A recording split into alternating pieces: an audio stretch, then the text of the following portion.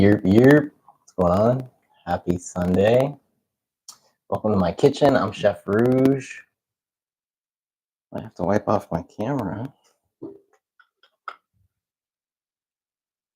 Smudged. All right, welcome. Today we are meal prepping.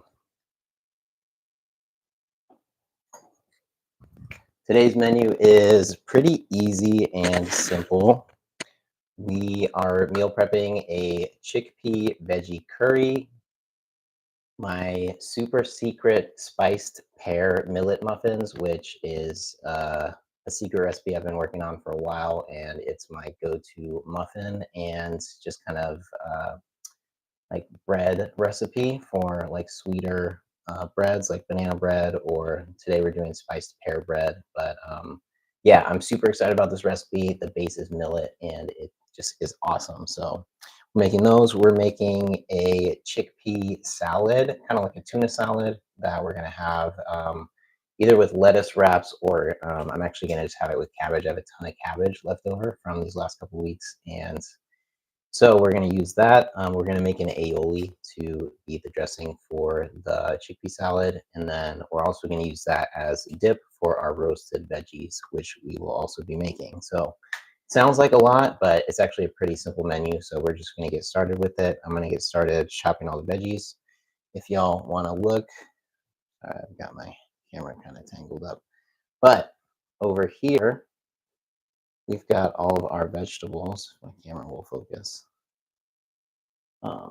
And everything laid out. So a lot of that's going to go into the chickpea veggie curry. A lot of that's going to get chopped and roasted in the oven. So we're going to get started. We're going to chop our veggies. I've got some millet and some pumpkin seeds and cashews. So here's our millet that we're actually using half of it for the muffins, and then the other half is going to be just a side dish for the curry. I'm not sure where my camera won't focus. And then we've also got our chickpeas, our pumpkin seeds and cashews right there as well. There you go. All right. So I'm gonna close this. Cool. All right, so we're gonna get started. I've got some onions. Got very small onions, so we're gonna chop 2 of them. It's my lucky supermarket stakeout knife. So we're going to chop our onions. If you want to just follow me down to the cutting board. Very simple. I like to chop the top and the bottom off of the onion so it kind of sits flat on the cutting board.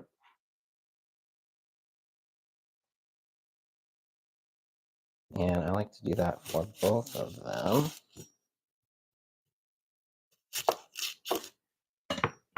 Like so.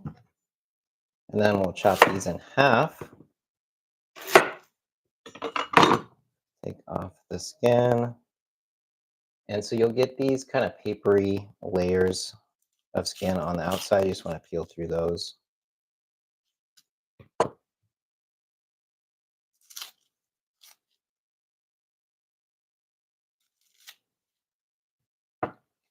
All right. So yeah, we got this one too.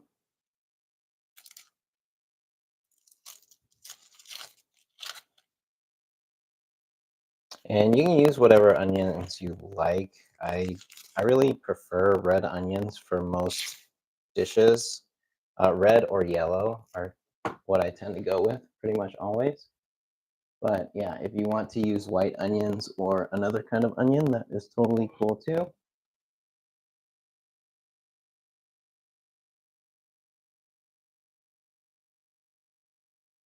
All right, there we go. Okay, so these, we're just gonna do one little kind of horizontal slit. Put something under my cutting board.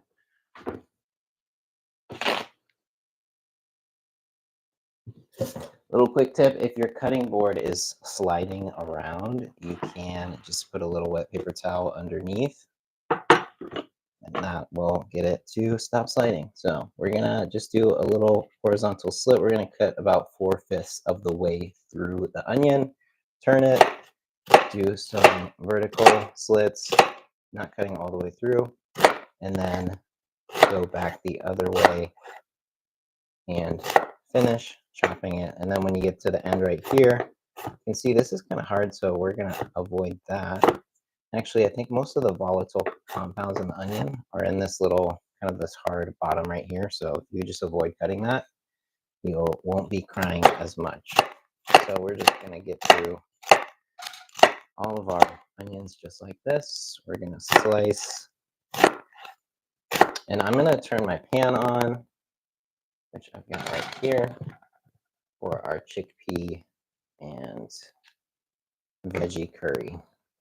So we're gonna do 2 onions. These onions are pretty small, so we're gonna do 2. If you have just 1 large red onion, that will work as well. Yellow onions will also work.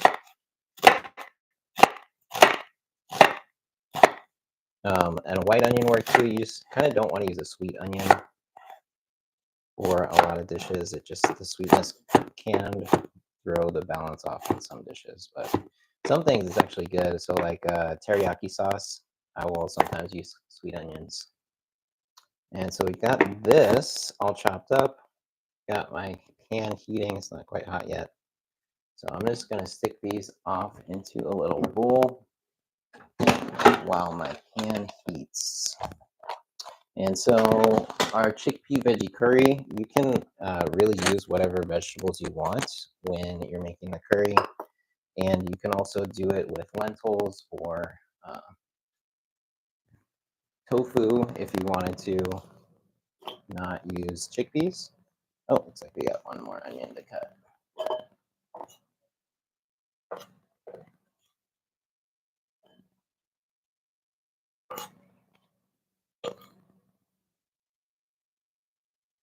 All right, so we got our onions. Sorry, throwing the focus off of the camera.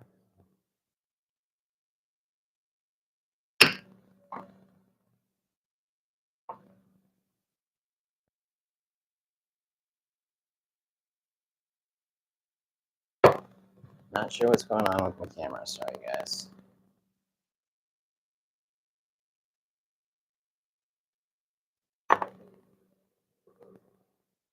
All right, so there we go. So weird. Okay, so we got our onions. We're gonna go and hit these right in the pan. And this is an enameled cast iron pan. We're gonna put some coconut oil in here as well. Better.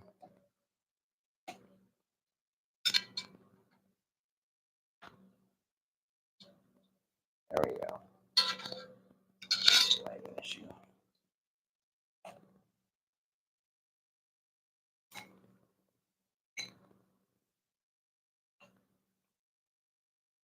All right, so our coconut oil is gonna melt. We're gonna use Indian curry spices for this recipe. You can use whatever spices you want, but we've got cumin, coriander, mustard seeds. I've already just kind of mixed these. Fennel seeds, garam masala, and curry powder. And whenever I put the spices in there, I like to let them toast on the bottom of the pan for a little bit. I'm going to add a little bit more coriander.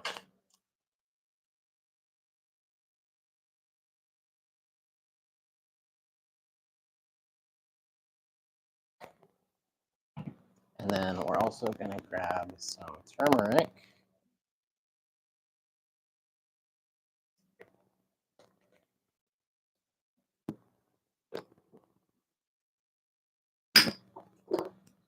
And some more cumin. All right. So yeah, if you want your food to be super flavorful, you just want to use a lot of spices. So this is just going to cook for a little bit while we chop the rest of our vegetables.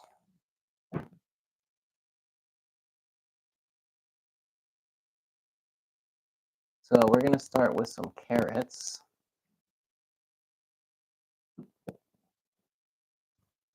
Just going to peel these real quick.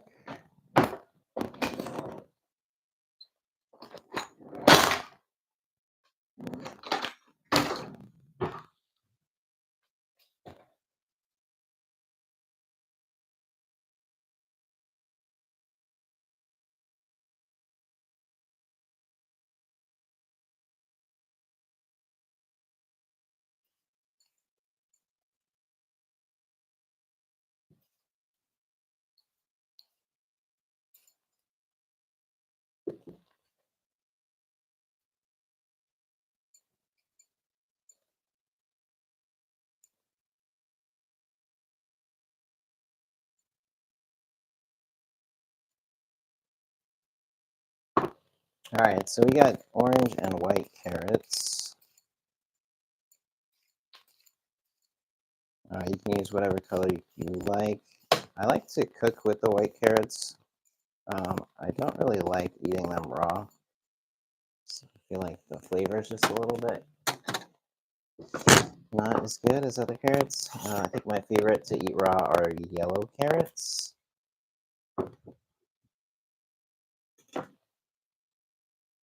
All right, so we're gonna chop these.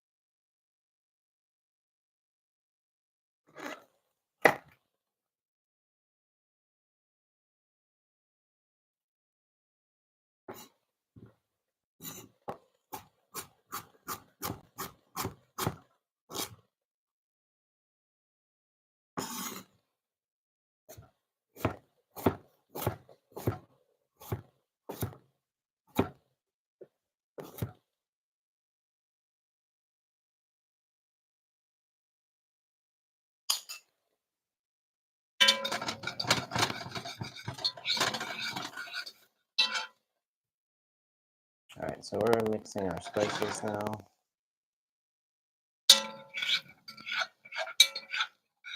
With our carrots, our onion.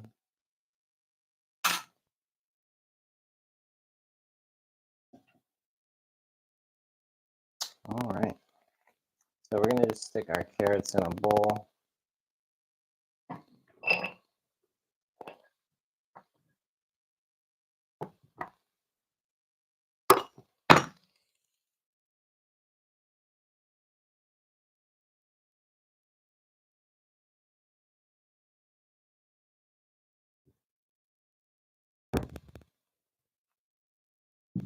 And we've also got some peppers we're gonna chop.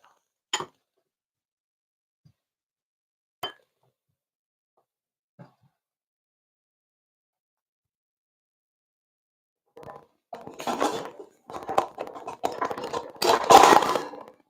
gonna stick a top on our pan so our onions can kind of steam a little bit.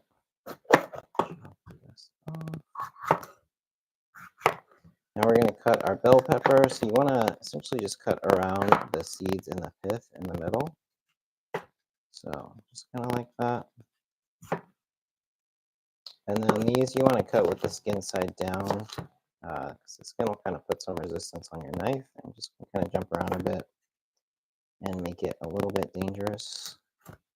So if you cut them with the skin side down, you can avoid that.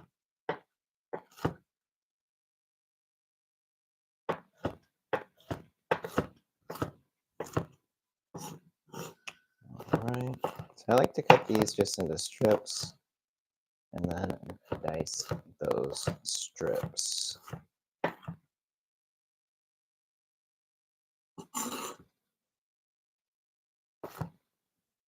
And you can use whatever colored bell peppers you want. I prefer to use red bell peppers. I think there's There's a compound, I guess, in peppers that when the peppers turn red, it changes, so it makes it easier to digest peppers. So I think the peppers that are easiest to digest are red peppers.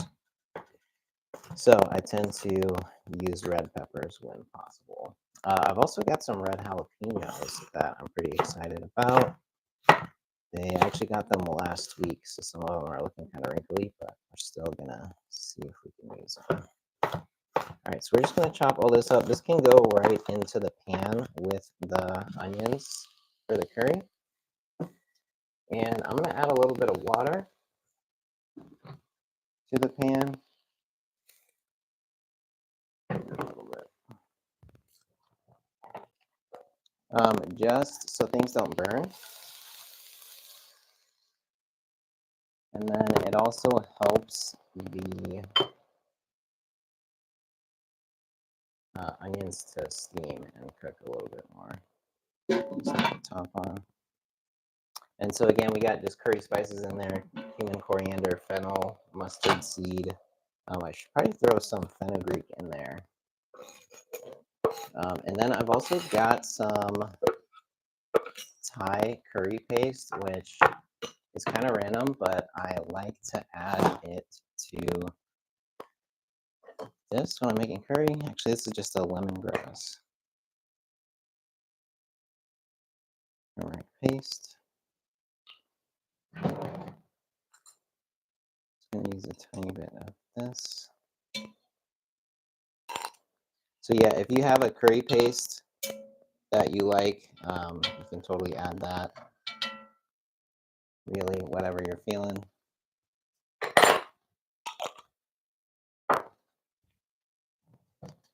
And then we can go ahead and mix this. But this is our chickpea veggie curry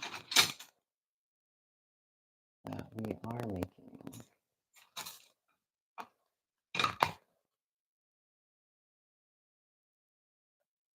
So yeah, if things just get a little too hot, you can add a little bit of water, and that will cool things down and keep things from burning.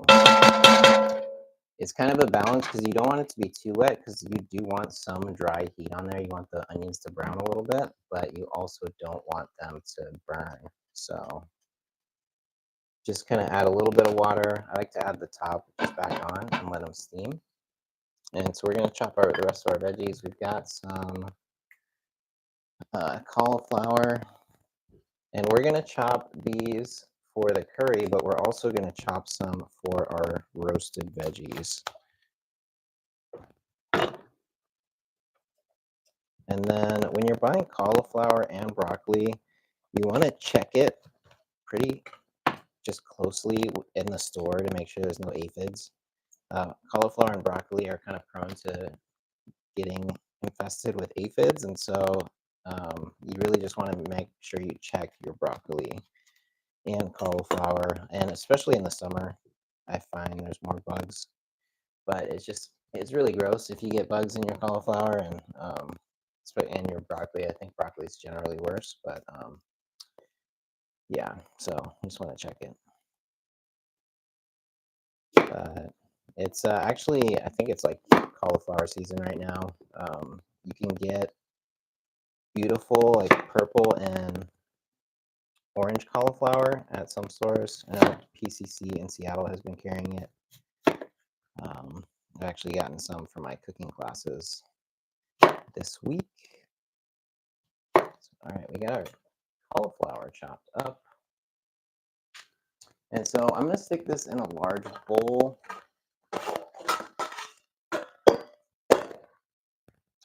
Especially these bigger pieces, these are the ones we're going to roast. So all this is going in a bowl. These smaller pieces, these can go in the curry. So we're basically going to put about half the cauliflower in the curry, and then about half in we're going to roast. And all these small pieces can go in the curry.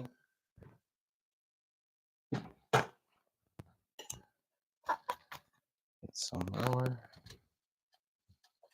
I don't know if you've ever seen cauliflower growing, but it is a really cool looking plant. They have these like giant leaves that come out from here, and it's actually a huge plant. And then you get these sometimes like tiny head of broccoli or cauliflower. And I find the cauliflower and broccoli leaves are also super delicious. All right.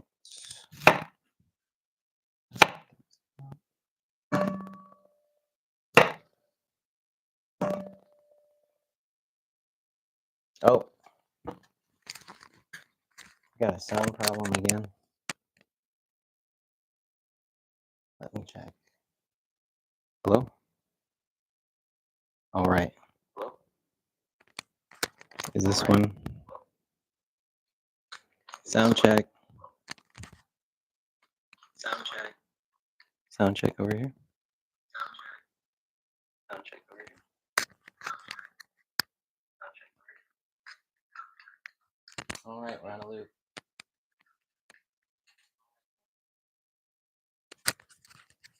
All right, well, yeah, thank you, Olivel, too.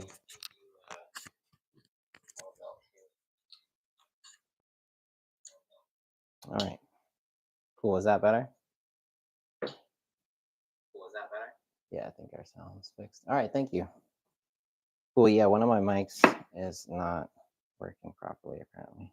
So we are chopping cauliflower for our roasted veggies and for our curry that we are making. All right, so got our curry going right here. This is steamy a little bit. All right. So we're gonna go ahead and add our cauliflower and carrots.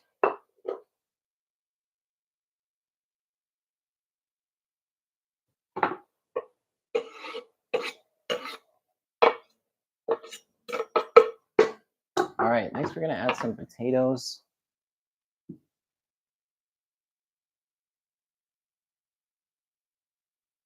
And then we've got these jalapenos too.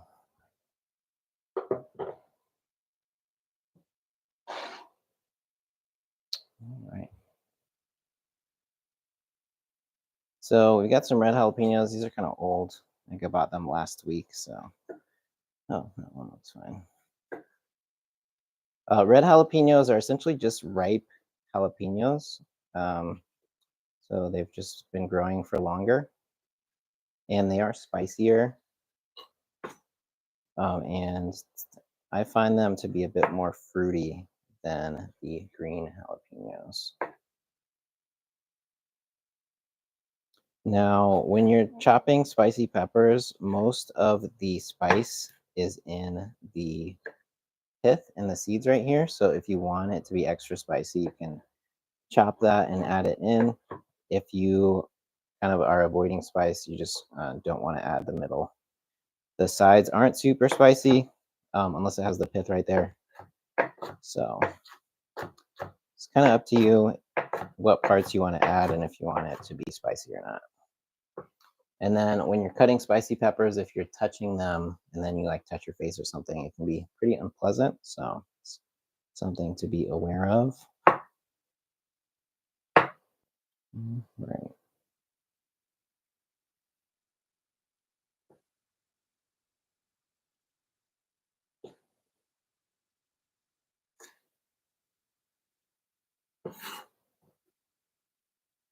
All right, and then this is a cayenne pepper, which is super spicy. We're gonna add a little bit of this too. And then also with the cayenne, it's mostly spicy when you get to the seeds. So the ends right here aren't quite as spicy. I'm actually gonna taste this.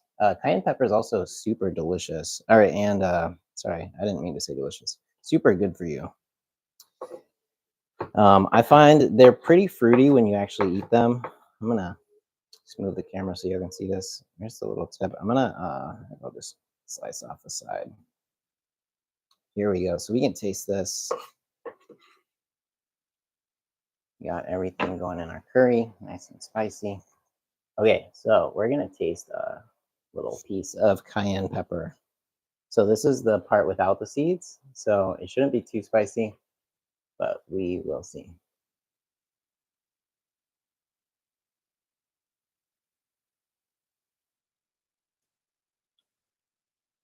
Okay, it's not spicy. Is this really a cayenne? Oh yeah, that. Oh my god. Oh god. Yeah. So it is a cayenne. It's funny if you don't get the pith or the seeds, it's not spicy. So this is a cayenne. Oh, yeah. It's not that spicy. It's actually really good. It's really fruity. But if you bite a piece with the seeds and the pith, it's so spicy. So, but cayenne have a ton of health benefits, and it's like cayenne season right now. So if you're in Seattle, you go to PCC, you can get fresh cayenne peppers. That's where I got this one. But if you are lived elsewhere, you probably have to go to a farmer's market or somewhere. But cayenne peppers, yeah, super good, really good for you, really good for your heart um, and your blood flow. So, mm, delicious. Okay, so let's get back to our veggies. We've got our chickpea veggie curry going right here. And we're just going to mix this, looking beautiful. So we got carrots, peppers, onions, and cauliflower in here. We're going to add potatoes next.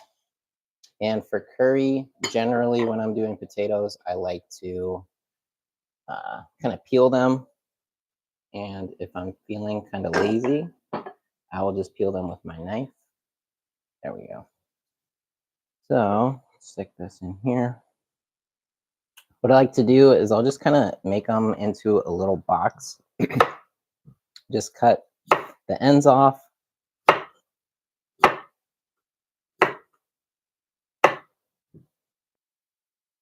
And there is nutrition in the skin, so if you want to keep some of the skin on there, you totally can. If you want to totally peel it, that's fine too.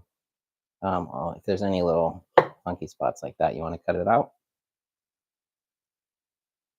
All right, yeah. Thank you. I don't know how to say it, but Alivel too for the tips on the sound. I know one of my microphones has issues sometimes, so I think I need to just get some new microphones. But yeah, when I'm doing curries and soups, I like to cut the potatoes into little cubes like this. I just find it's just nice because a lot of the other items or the other veggies in the curry will be round. And so when you get kind of a cubed potato, it's just kind of cool. And actually, I'm going to save these for our roasted veggies.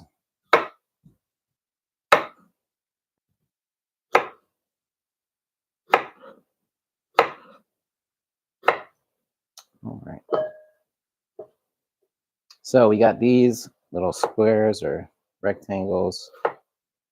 Just going to cut them into little cubes. Get those into the curry. And these are just gold potatoes. You can use whatever potatoes you like. If you use purple potatoes, a lot of times the flavor will, or the color will bleed a little bit. And then same with purple carrots. And so it actually can kind of negatively affect the color of your curry. So that's kind of just the one thing to be aware of with that. All right, we're gonna save the rest of our potatoes for our roasted potatoes. But we're gonna add a little bit of sweet potato. With sweet potato, I like to just carve it or peel it with my knife. I find it's a little bit faster. Because with the peeler, you tend to have to go over it a couple times. I can show you. So if you're peeling it, actually, well, this is a really good peeler, so this one actually works great. But if you don't have a great peeler, peeling it with your knife can kind of be easier. Man, I love this peeler. And it's funny, I think I say this every time I do a live session, but a good vegetable peeler is worth its weight in gold. Okay, not really, but it is very awesome to have in your kitchen. I actually get extra peelers just at Dollar Tree because they work really well and they're super cheap. So I just kind of keep one with me, or a couple with me. So if I'm going to cook for somebody and they don't have a good peeler, I'll just bring my own. All right, and the sweet potato, we're just gonna chop into cubes. We're only gonna put a little bit into the curry. The rest we're gonna roast. And however you want to chop it for roasting is totally up to you. All right, so I'm gonna chop these and we're gonna roast these. For the curry, I'm gonna cut little cubes. So we'll just do strips and then cut those strips into cubes. You can drop those into your curry.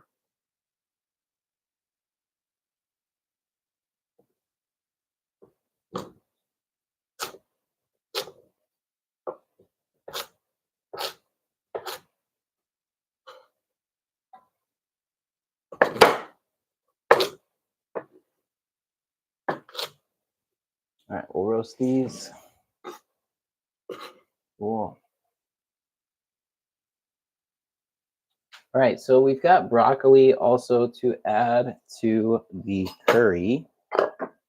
But if you add the broccoli now, it's just going to turn into complete mush. So what I like to do with the broccoli is I will wait until the curry's done cooking, till the potatoes and the cauliflower are like fully softened and tender. And then I'll add the broccoli at the very end and just let it cook in the hot water for like 2 minutes. Then I'll add the coconut milk and take it off the heat. So we got everything in our curry except for our chickpeas. So I've cooked some chickpeas in my pressure cooker. That's just how I like to do chickpeas. I just get dried chickpeas and then I cook them in a pressure cooker. It's super inexpensive. It's like less than $2 a pound for chickpeas if you buy them in bulk. And they last for a very long time. So it is a very cost-effective food source. So the chickpeas I cooked just with a little bit of water and salt. So I soaked them overnight, and then cooked them just this morning in the pressure cooker, just on the bean setting. I did it for 18 minutes for chickpeas. I think that should be all you need. I'm going to save the liquid from cooking these. It's called aquafaba. You can use it for baking or for sauces. I think I'm going to use it for baking. I do have a sauce to make, but we're actually not going to use the aioli or the aquafaba for that. Yeah. Cool. All right, so what we're gonna do is we're gonna take our chickpeas. We got to strain her over a bowl. So we're gonna strain the chickpeas, and then we're gonna use the chickpea liquid, just again for baking. We're gonna use the chickpeas, about 2 cups in the curry, or maybe 3 cups, and then we'll use the rest for the chickpea salad.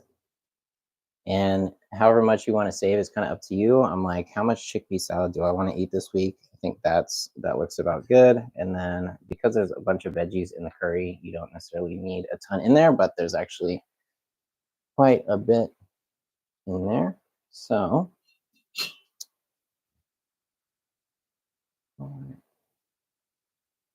my light died. So our chickpeas and veggies are in the curry. We just need to add our salt and water. And then once the veggies are done cooking, we'll add some coconut milk. So I'm just gonna grab some water. We're gonna do, we say, I'm gonna do 2 teaspoons of salt for this amount of veggies, and sorry, a little bit more than 2 teaspoons. For this amount of veggies and chickpeas, 2 teaspoons probably not gonna be enough actually, but it's a good place to start. We're gonna add water. I'm basically just gonna allow it to just barely cover all the veggies and the chickpeas. We're also gonna add some coconut milk, so there will be additional liquid added to this. So you don't necessarily need it to be super liquidy. If you wanna do it without the coconut milk, you can. Or if you want it to be even extra creamy, just like a little bit creamier, you can add the add some cashew cream to your curry, which is just cashews blended with water. So I'm just gonna mix this. I didn't add any tomatoes to this, which I'm pretty okay with.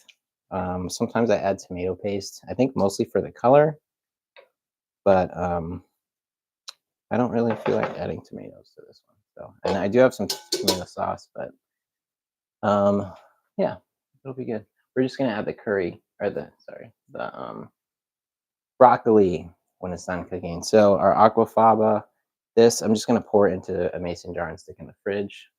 And I think I'm gonna make pancakes with it just later this week. I have a great millet almond pancake recipe. If anyone wants that, I can send that to you if you just want to send me a message or comment in the chat. All right, so we got our millets. We're gonna cook this in the pressure cooker. I'm gonna just rinse this from the chickpeas real quick. If you're not real familiar with millet, it is my go-to grain. It is about the same as quinoa as far as nutrition. It's pretty similar protein level. I think millet has more antioxidants. It has a lot of antioxidants, very high in fiber, and then just a very nutritious grain. It's also, I believe, the least allergenic, so the least amount of people are allergic to it, and it's also very inexpensive. So I get millet at PCC for $2.39 a pound, and then yeah, you can buy it online in bulk for very inexpensive. And then it's also the most digestive friendly, which is probably the main reason I like it. So yeah, we're actually using millet twice today. We're gonna cook some, and then we're also gonna make some into muffins. So I've got 2 cups of millet that I just soaked in some water. So we're gonna strain this. I actually prefer to cook millet in the pressure cooker. So that's what we're gonna do. I've got an Instant Pot just ready to go. I'm gonna stick the aquafaba. We're gonna pour that into a jar that's gonna go into the fridge. So here is our aquafaba. That's the liquid from cooking the chickpeas. This might be a little bit messy. In case you wanna watch it. All right, okay. All right, yeah, that was a little bit messy, but it's okay. I'm gonna rinse this. We're gonna stick our chickpeas in here for our chickpea salad, and the chickpea salad essentially is like a tuna salad, but with chickpeas instead of tuna. So we've got our chickpeas here. Just gonna stick these off to the side. I'm gonna rinse this.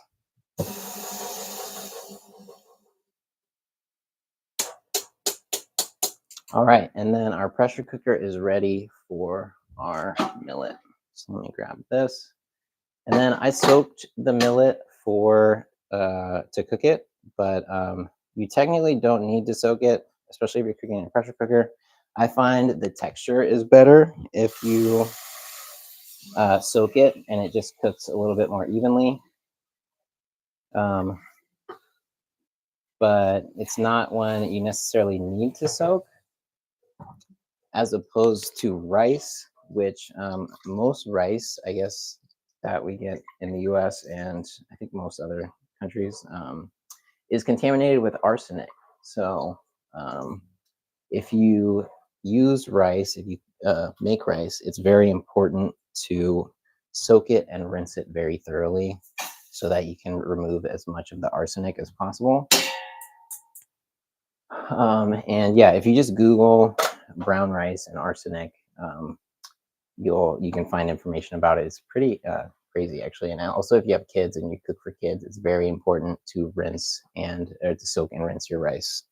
But millet, again, not really as important for health reasons, but it does make the texture better, which is why I do it.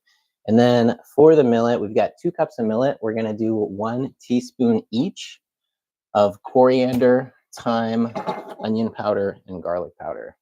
And when I say onion powder and garlic powder, I mean granulated onion and granulated garlic. So where's my teaspoon? Right here. So we're going to do a teaspoon of coriander. I use a lot of coriander. It's probably my #1 spice. And I think it provides an awesome just background savory flavor. And so I run out a lot. And the PCC where I buy my coriander has been out of ground coriander for a long time. So I always have to buy it whole and then I just grind it. So what this is right here. It does taste better when it's freshly ground. It's just like the flavor is better, but it's not as convenient. So we got garlic powder, onion powder, and then thyme. Thyme is already in there, and then we're going to add 1 teaspoon of salt.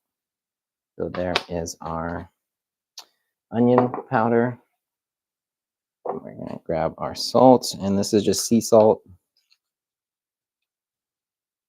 We'll do 1 teaspoon. And then we did 2 cups of millet. So we're going to do 3.5 cups of water.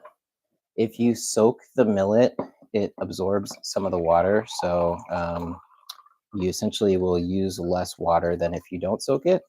If you don't soak it, you want to use 2 cups of water to 1 cup of millet. If you do soak it, you want to use 1 3/4 cups of water to 1 cup of millet. So we are doing 3.5 cups. We just added 2 cups. We're going to add 1.5 more cups. And then we're just going to cook this on the rice setting in the pressure cooker. So if you have an Instant Pot, you just put it in, add the lid, secure the lid, press the rice setting on your pressure cooker. So, all right, so we've got that cooking. We've got our curry cooking, and that's ready. Actually, one thing we do need to add to our curry is our roasted garlic. And this, I just roasted in the oven at 375 degrees for 50 minutes. So full bowl of garlic just on a baking sheet at 375 for 50 minutes. You could also do 350 for 1 hour. Both of them will work. You just want to make sure it gets fully roasted. And then, so we're going to put this down on our cutting board, down flat on our cutting board. And we're going to take our knife and just use a sawing motion. You're going to let the knife do the work. This works best with a very sharp knife. And then you're going to cut all the way through the garlic, just right through the middle, and then you can squeeze it all out, just like that. And so we're going to squeeze one of these bulbs into our curry. So we got that right here. All right, and then we just squeeze the garlic out. And that goes right in here. With the bottom half of the garlic, you just want to make sure that the skin doesn't go with it, because it sometimes will kind of try to pop out there. And then with the top, just want to squeeze it. You also just want to check, make sure there's no mold or anything funky in there. And then you can just squeeze all of that out. And right into your curry or whatever dish you're adding it to. This is also great for sauces. So if you want to make like a cashew curry with roasted garlic or a cashew cream with roasted garlic, it is a really great sauce. And I have that recipe, I think, in most of my cookbooks, actually. And I teach it in most of my classes just because it's such a useful sauce. Just going to rinse my hands real quick. All right, now we're going to do our roasted veggies. So we are going to roast these. And we've got them all kind of chopped up, or a lot of them chopped up already. I've also got some chanterelle mushrooms that I'm gonna roast. All right, so that goes on there.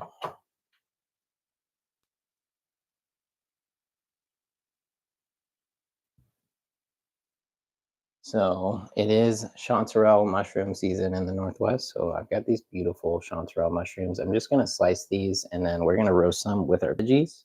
I'm gonna do them on probably on a separate baking sheet. Grab my baking sheet for my roasted veggies. And then we're gonna use parchment paper underneath the veggies. And then we're also going to use a parchment paper blanket on top of the veggies to kind of hold the heat in and allow them to steam. It helps them to cook more evenly. So it's something I pretty much always do when I'm roasting veggies. All right, we do have some broccoli to chop and a couple more potatoes to chop for our roasted veggies. And then I also have a few carrots. I'll do 2 carrots.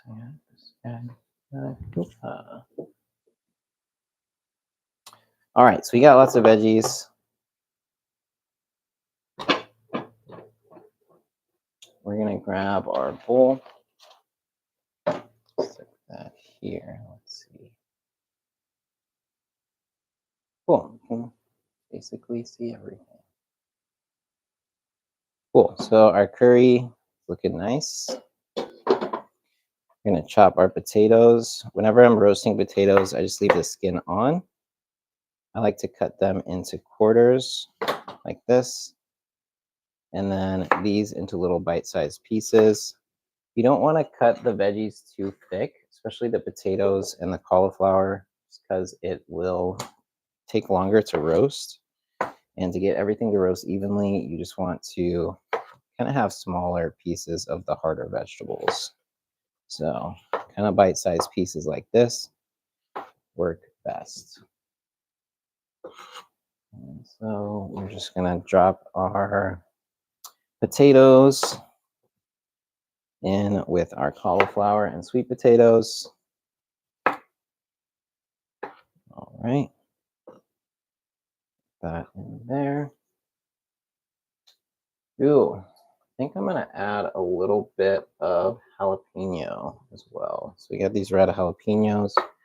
I'm just gonna slice discs, and these are gonna be spicy. So we got the seeds and the pith, but that's okay. All right, we got that. And there we're gonna chop our broccoli. Little fun fact about broccoli, these little leaves are super delicious when you roast them because they get really crispy. They're kind of like kale chips. And so I always add these. These are like my favorite part of the broccoli when you roast it. Also the broccoli stem on the middle, in the middle, once you get through the kind of outer skin, you kind of see there's like a outer skin. The inner part of the broccoli stem is super tender and delicious. It's good to eat raw. I think I'm actually going to add some to our chickpea tuna salad. And so if you just peel the outer tough skin, you can kind of see where it changes to this super tender inner stem. So you see the difference there. It's like that's the super tender part, and then it's like pretty tough for that outer skin. So you can just peel that with your knife. You can use a peeler if you want. If you're using a peeler, you're probably gonna have to go over it a couple times. But this is very delicious. I'm just gonna. Yeah, if you've ever tried kohlrabi tastes just like broccoli stem, and it's super delicious. Mm. So you can roast this. I'm just gonna stick this off to the side. I'll see when I cut the bottom off. But I think I'm gonna chop this and add it up to our chickpea salad. We got our broccoli and chop into little bite-sized pieces. We are roasting these. Got all our veggies, broccoli down. It's probably fine. All right. We got a lot of broccoli. I'm gonna add some to our curry, but we're gonna roast some. Broccoli is just one of my favorite veggies to eat roasted. I actually love tempura, which is fried, uh, just fried, usually veggies and sometimes other stuff. But if you do roasted broccoli, it kind of gives you that like tempura vibe, like it's kind of fried, especially the leaves or like the florets. Um, so I really love roasting broccoli. I also like the pieces to be kind of smaller. So here's plenty of veggies for our roasted veggies. And then we're also going to do some chanterelles. And then I've got a couple shiitakes as well. I got these leaves. I definitely want to add these leaves. And then the rest of the broccoli, I think we'll use for the curry right here. I'm going to turn this heat down a little bit. It's going to bubble in like crazy. Put our potato skins in there. I'm going to peel our carrots. So these are just rainbow carrots. So I got some purple and yellow carrots right here. I think my favorite color carrots are the yellow ones. I think they taste the best, just in general. And that's probably not always true, but for some reason, I think the yellow ones, the flavor is the best. And they're super sweet and they're pretty juicy. The purple ones tend to be a little bit drier. They do tend to be pretty sweet too. But it also, I feel like, differs from like different farms because I've gotten some yellow carrots that were actually super great. Right, so I'm just gonna slice these. Oh, totally forgot we were roasting these. We're gonna slice these bigger.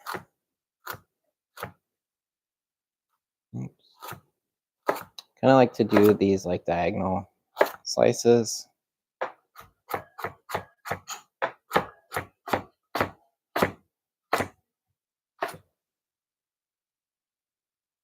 And then we're gonna toss all these in here. We got one more carrot that I'm gonna do.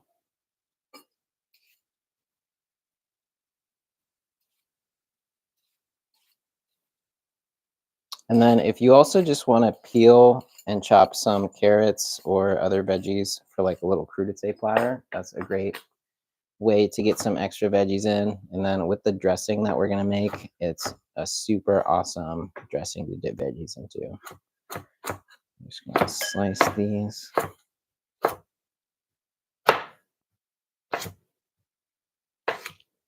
right. Like our pressure cooker's coming up to pressure with our millet in it. All right. Okay, so we've got our veggies in here. Now we can toss these with our seasonings. So the exact same seasoning mix that we used for the millet, we're going to use for the veggies. And this is my kind of background savory flavor combo. So I think especially, just like onion and garlic, I think thyme and coriander are really great, delicious background savory flavors. So if you just want to add extra flavor to your dishes, I think those four are great, especially the onion powder and coriander. It really just adds a ton of flavor. So what we're going to do, we're going to take our onion powder. We're going to use this first when I'm going to mix these. And then you can do another spice mix if you want. We'll do 1 teaspoon each of onion powder. Oh, that's garlic powder, sorry. Onion powder, garlic powder, coriander, and thyme. I like to mix these together before I add them to the veggies. That way, it kind of makes things get more evenly distributed. So here's our thyme, and then our coriander, we got just freshly ground it. So we'll add that. All right. Yeah, the coriander smells super great, freshly ground. When I'm roasting veggies like this, I actually don't like to add the salt until after they're done. So we got our spice mix in here. Again, onion powder, garlic powder, coriander, and thyme. Teaspoon of each. I like to mix it together, them together first, so they kind of get more evenly distributed and they don't clump. As soon as you get these in here, you want to pick up the bowl and toss it.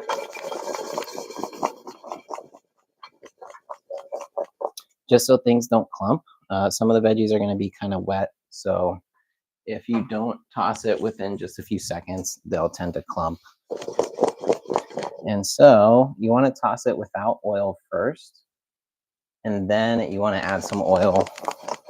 But if you add the oil before you toss it with the spices, the oil will cause the spices to clump. And so you want the spices to get kind of distributed on the veggies before you add the oil. And then my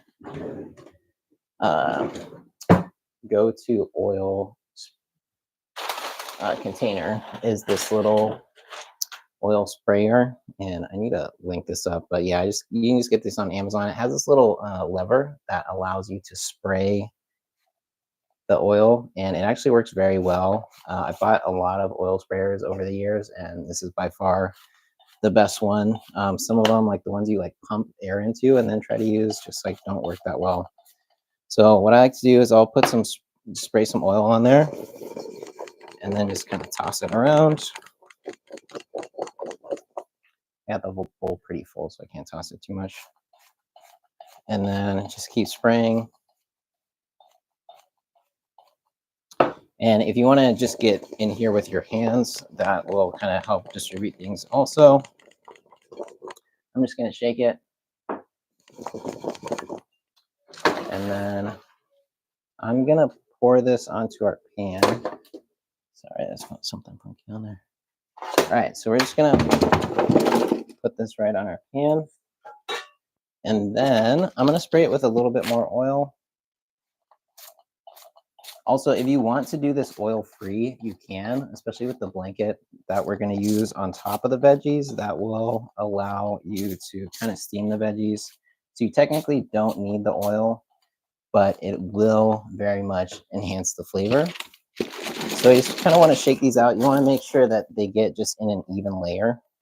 And then with the potatoes and the sweet potatoes, it's very important that you get them flat on the pan.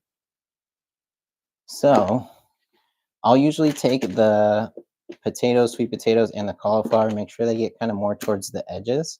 Anything on the edges of the pan is going to cook quicker and brown more. And then the things like the broccoli, since it's going to cook quicker, I'm going to put that more towards the middle and just kind of bunch that up in the middle. There's plenty of space on this baking sheet, so we don't need to overcrowd things. But you will want to make, say, if you have your cauliflower chopped like this, you want to put the flat side down. That will give the most surface area on the bottom of the pan, and then the pan will actually brown the veggies. I actually need to turn the temperature up. It's at 375 right now.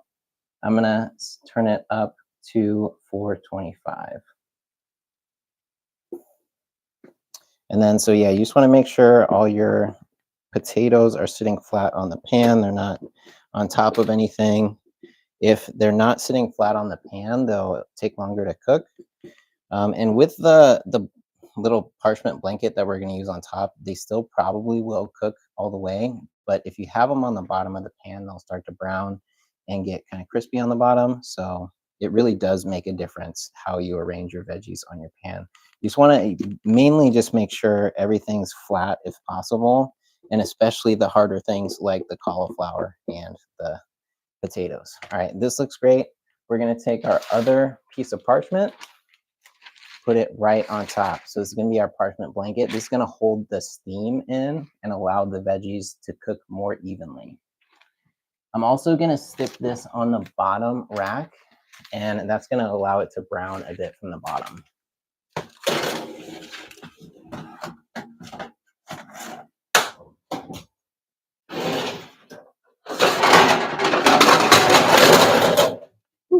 All right, so this next one, we're going to do some mushrooms. This one's just a little bonus. This is not in the recipe packet.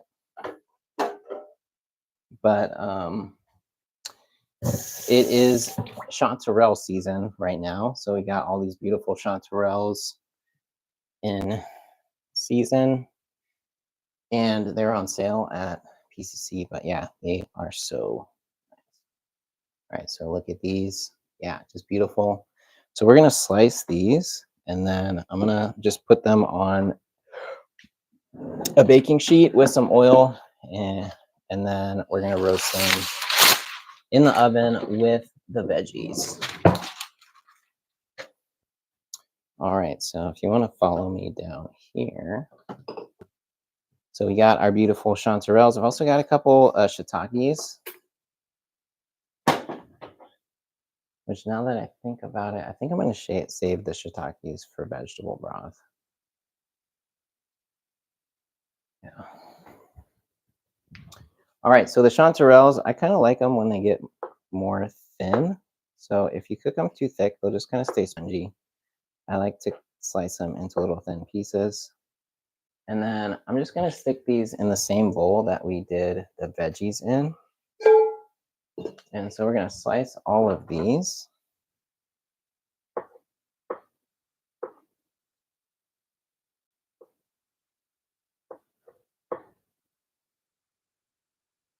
And so I'll usually just do like probably like a 1/2 centimeter size slice.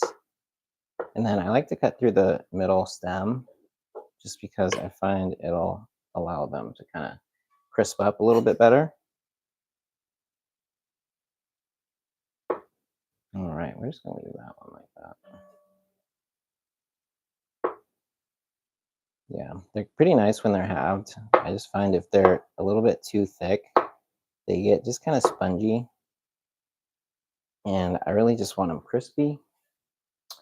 I like mushrooms if they're like kind of crispy or fried or something. Um, but I'm not a big fan of like spongy, wet mushrooms. So we're gonna use dry heat and some oil to kind of crisp these up.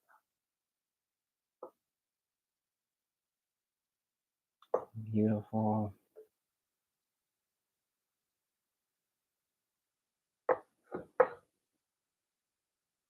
All right. These look so nice. If you've never had chanterelle mushrooms, they are delicious. I usually saute them with some garlic and just a little bit of oil. I'm gonna just add a tiny bit of onion powder to here and a little bit of thyme and coriander. Coriander. And then just a little bit of thyme, just like the vegetables, we're gonna wait to salt these until after they're cooked. I find mushrooms tend to get really salty pretty easily. And so if you cook them first and then salt them is just probably the best way I found to prevent over salting them. We're gonna spray these with oil, toss.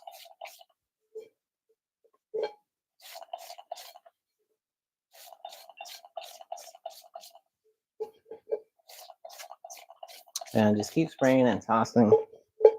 Having one of these oil sprayers definitely makes this much more convenient. And mushrooms are little sponges, so they will basically absorb the oil.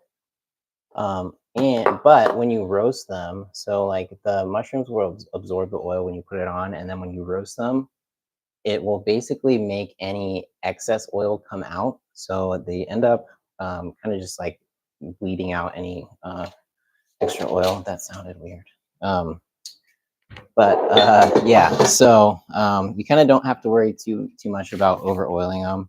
And then again, just like the veggies, we're just going to shake this. We're going to want an even layer. And just like the veggies, if you put the parts that are flat, like where we sliced it, just flat on the cutting board or the baking sheet, it's going to crisp better and brown a little bit, and then they'll just be super yummy. So this is just kind of a bonus. I hadn't originally planned to do this, but we just had these beautiful chanterelles at the grocery store, and I taught a cooking class yesterday at PCC in Bellevue, and they had these, and they're on sale. Normally, chanterelles are often like $24.99 a pound. This week they're $18.99 a pound, and they're on sale right now for $16.99 a pound. So it is chanterelle season if you're in the Northwest, and I think probably really just all over the West Coast. I don't know about other places, but I assume it's probably the same. So yeah, chanterelles, if you can get them, go for it. Okay, so our millet's pretty much done cooking. Our curry is pretty much done cooking as well. I'm just gonna let that continue to simmer, and then we're gonna make our chickpea salad real quick. First, we'll make the dressing for that, and then we will mix everything. I've got some quick pickled onions for the chickpea salad that I started pickling yesterday, just so that I think that was yesterday. So that they'd already be pickled. If you are doing it fresh, you can just take some onion, chop it, and then just soak them in some lemon juice, and that'll do the same thing. But if you already have pickled onions, that's kind of just an easy way to do it. And then to the chickpea salad, we're just going to add a little bit of some celery and chopped dill pickles. But before we do that, we are going to make our dressing. So I've got my handy dandy Vitamix. I've got cashews and pumpkins, or yeah, pumpkin seeds soaking. So these, I've got half a cup of the pumpkin seeds and 1 cup of the cashews. Originally, this aioli recipe, I use oil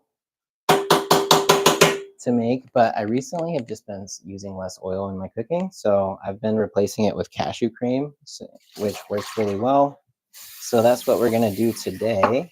So I've got 1 cup of cashews, half a cup of pepitas that have been soaked. If you soak your pepitas, that will kind of pull tannins out, and if they're are viable, they're like not pasteurized, they will start the sprouting process, which unlocks the nutrients. And the cashews, same thing, but the cashews are actually more important to soak than the pepitas, because cashews, in addition to tannins, also have phytic acid, which is just causes inflammation. So if you have the time, you definitely want to soak your cashews for like 8 to 10 hours, and then rinse them thoroughly. Just yeah, rinse, soak them in filtered water, and yeah, and then rinse them. We've got our pepitas and cashews in our blender. We're gonna add 1.25 cups of water. Originally, this recipe was half a cup of pumpkin seeds and half a cup of water that I would blend first.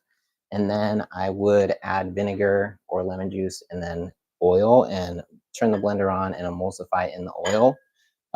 Pepitas actually work incredibly well for emulsifying sauces, like even better than eggs. So if you're ever trying to make an aioli and you're using oil, pepitas starting as the base is like the best base I've found. And I've tried a lot of things. So we've got that in the blender. We're going to add some roasted garlic. I got a bulb of roasted garlic. And like I mentioned before, this was roasted in the oven at 375 degrees for 50 minutes. So 50 minutes. And then I took it out of the oven, let it cool. I rinsed it just now, mainly so that the skin won't flake, because the skin tends to be a little flaky. I totally should have showed you getting that, but all right. And then you just want to chop it. And I've got another one that I can show you again, but this is just the easiest way I've found to use a bunch of garlic. You roast the whole thing and then put it on your cutting board, and then just slice right through the middle. And then the garlic will just kind of squeeze out. You do want to check it. Looks like there's a couple funky cells in here. like there's not widespread. So I'm just gonna peel these parts off, and then we can use the rest of it. This one looks just fine, but it's pretty cool. You can just squeeze it, and all the garlic will come out. So we're gonna squeeze this. This is gonna go into our blender.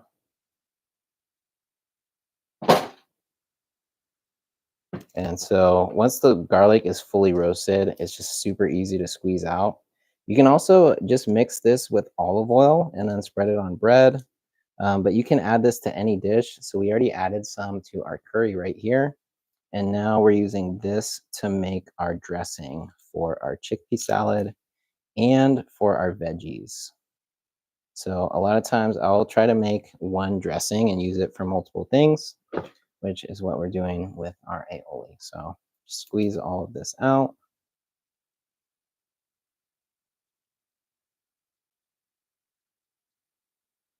All right, that's a lot of garlic.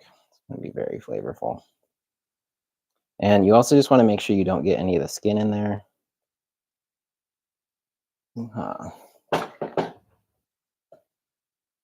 Okay, got a little bit more. We'll add.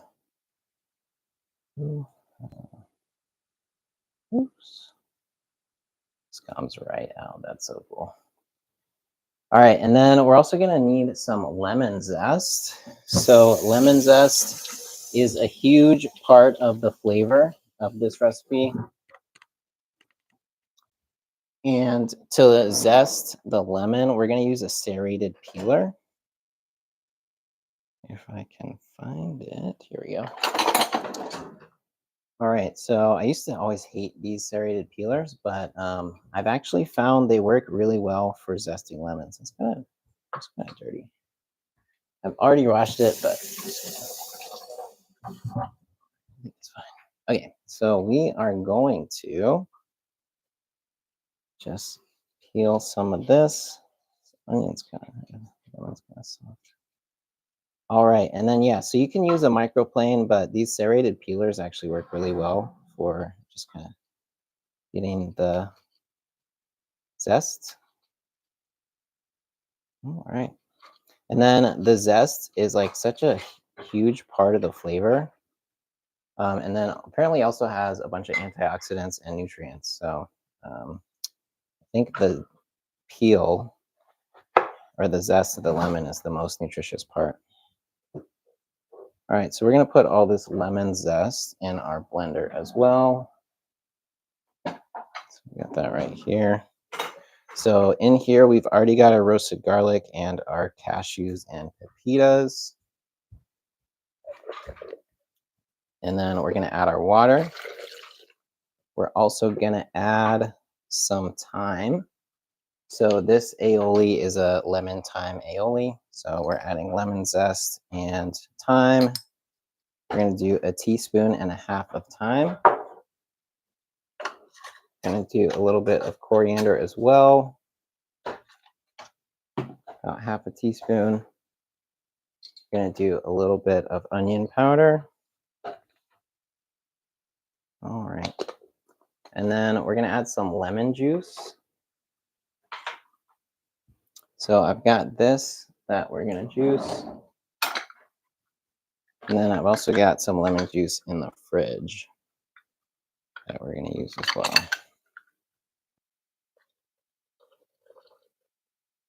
All right. So yeah, so our lemon juice is going in there. We still need to add salt. We're gonna do 2 teaspoons of salt. And then we also are gonna add nutritional yeast or chickpea miso. So I personally kind of prefer this chickpea miso. So this is what we're gonna use. And then we also need our lemon juice. Here we go. All right, so this chickpea miso is super awesome if you want to add a bunch of umami flavor. It's also soy-free. So if you can't do regular miso paste, this chickpea miso is an awesome option.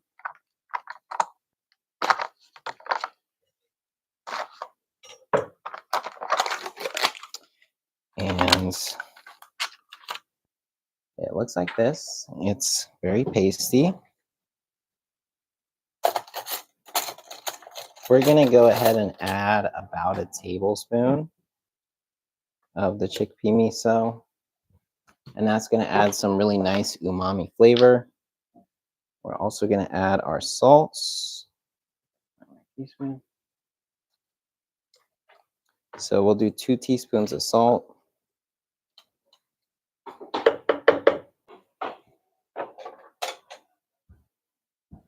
And then we just need to add our lemon juice.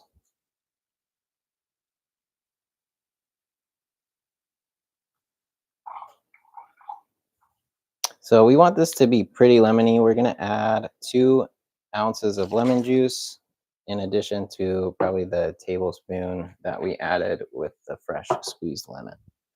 So let me grab my base for this. Just clean up a little bit.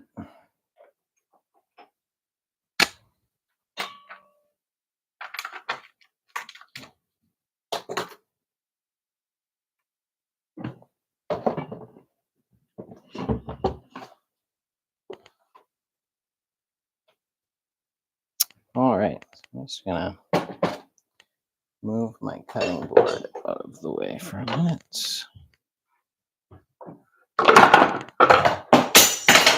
Whoops, that was dangerous. Very fine. Sorry, knife.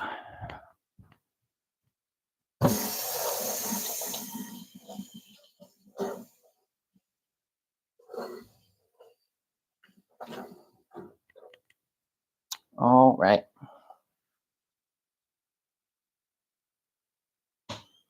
So we've got everything in our blender. We're just gonna turn this on. Start it on low, go up to high, and then we'll taste it, make sure everything's tasting good, and we can call it good. Let's get our garlic a bit in there. Ooh-ha. All right. So yeah, so we're just gonna start our blender on low and go up to high.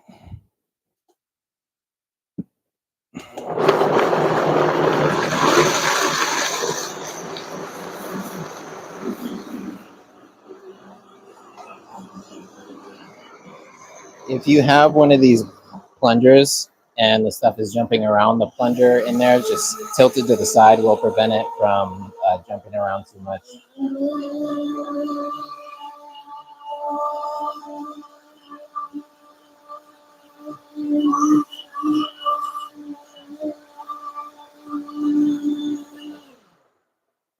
All right, and now I am actually going to stream in a little bit of oil just to make it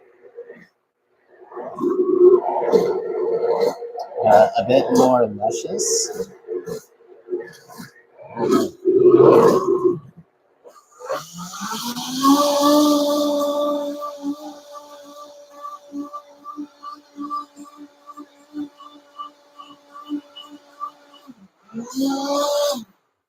All right, so that's with the oil. I just added probably 2 ounces of it's just light olive oil. Now we're gonna taste it.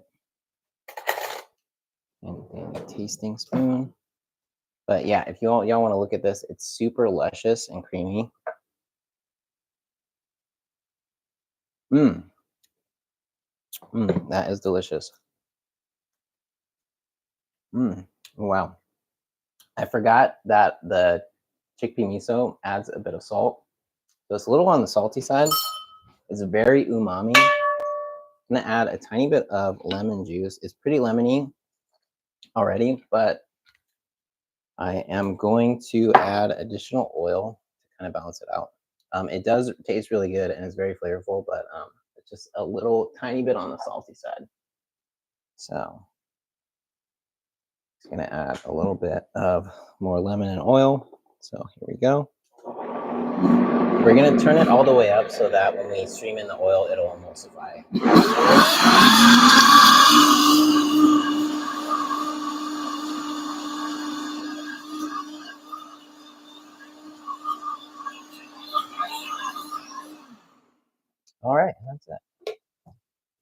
good.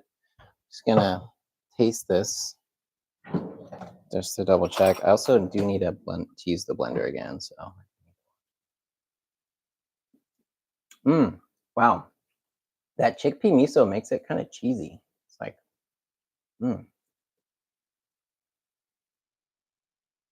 yeah, actually, it's funny. The after it sits, even just for a little bit, the flavors tend to just come together a little bit better. But yeah, this is super yummy. I'm very happy with this. Mm. Yeah, so lemon thyme aioli. Um, we are going to use this partly for our chickpea salad and then for our veggies as well. Those chanterelles are looking beautiful. All right, so I'm going to put this into 2 different containers. If you have a squeeze bottle, putting this into a squeeze bottle is just kind of a super convenient way to use it. So I'm going to grab a squeeze bottle. I just keep all my jars right here. And for jars, I like to do the wide mouth jar.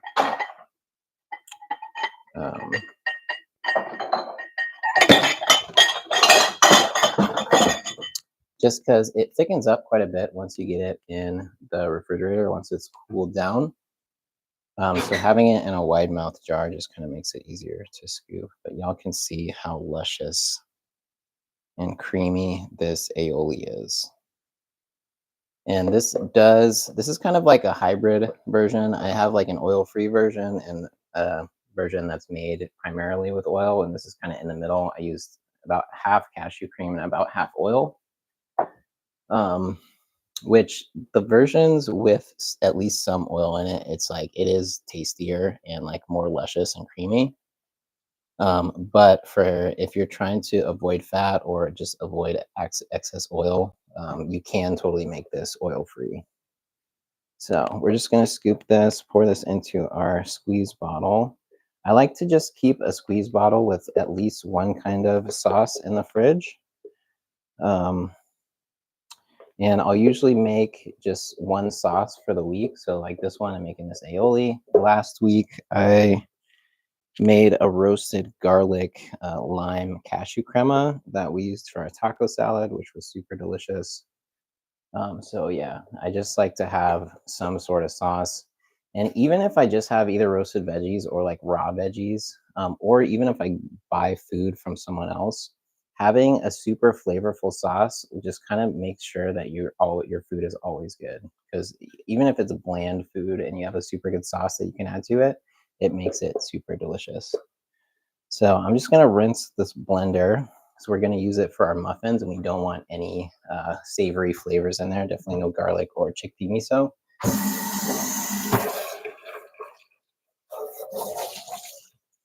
And I can smell our veggies and our chanterelles in the oven. So we're gonna check on those now. And the only 2 things we need to make are the chickpea salad and the muffins. So I'm actually going to make the muffins first because those need to bake, and the chickpea salad just needs to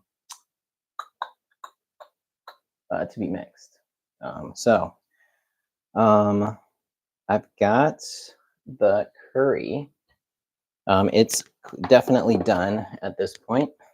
It's been bubbling away for like half an hour, which is longer than necessary, but totally cool. So we got this. We're gonna taste it. Just gonna give it a little mix. But yeah, everything's super tender. Looks very nice. Has a nice color. And then you definitely want to taste a potato. Like you want, out of all the veggies that are in here, the potato is probably the most important that it's fully cooked.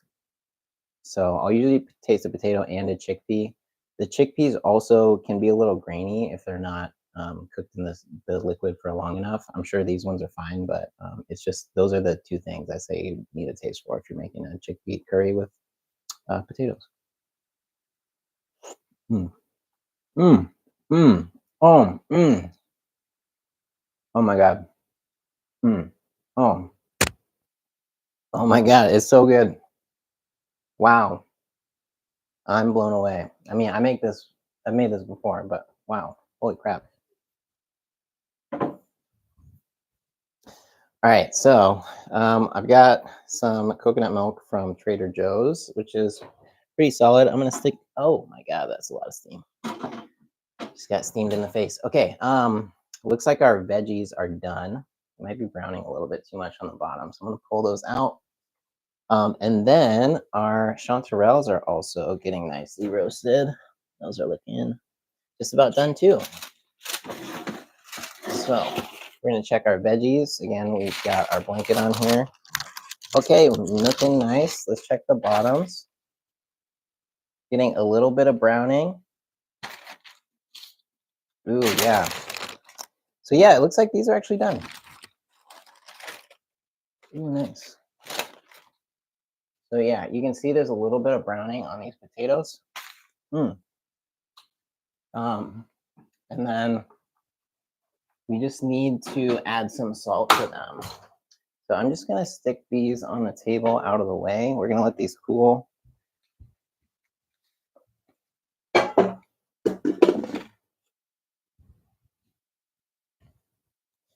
And then we can grab our chanterelles as well. All right, so we got our chanterelles. These are still kind of smushy.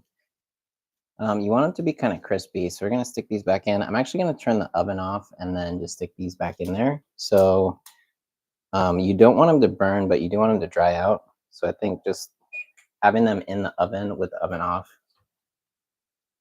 is gonna allow them to finish cooking, but not get overcooked.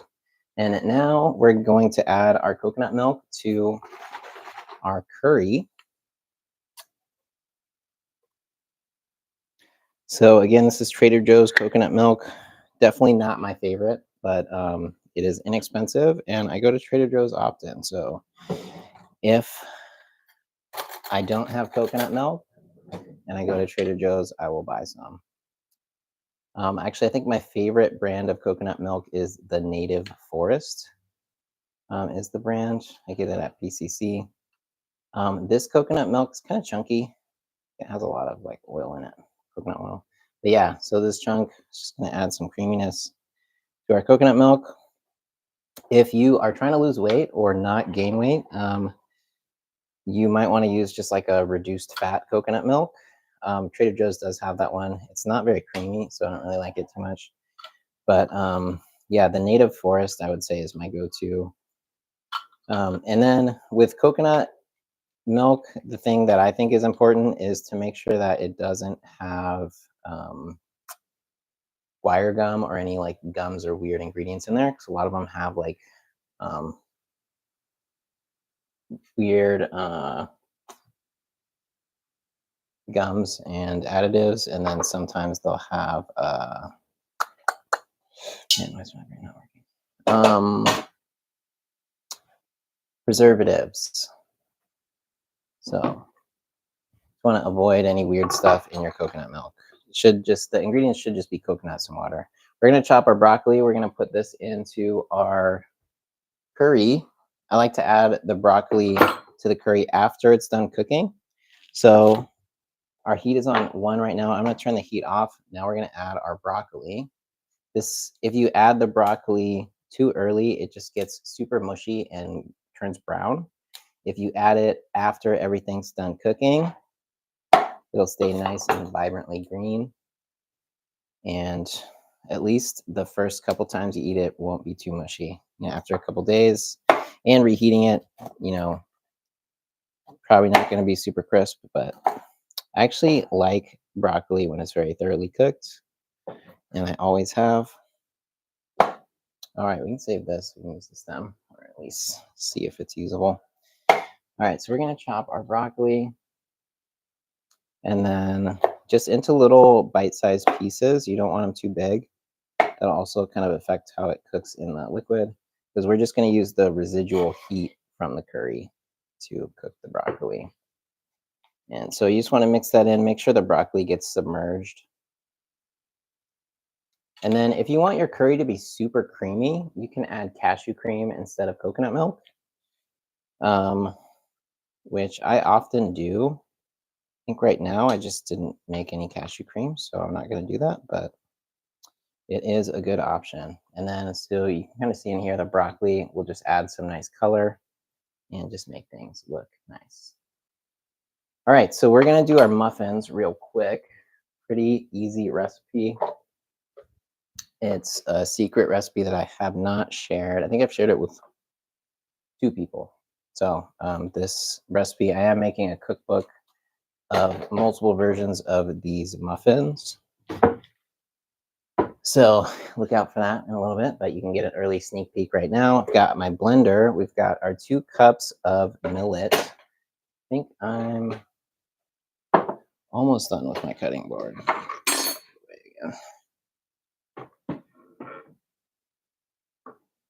All right, so we got our blender. Go ahead and grab our base again. And then the millet, we have 2 cups that I soaked, and then I'm going to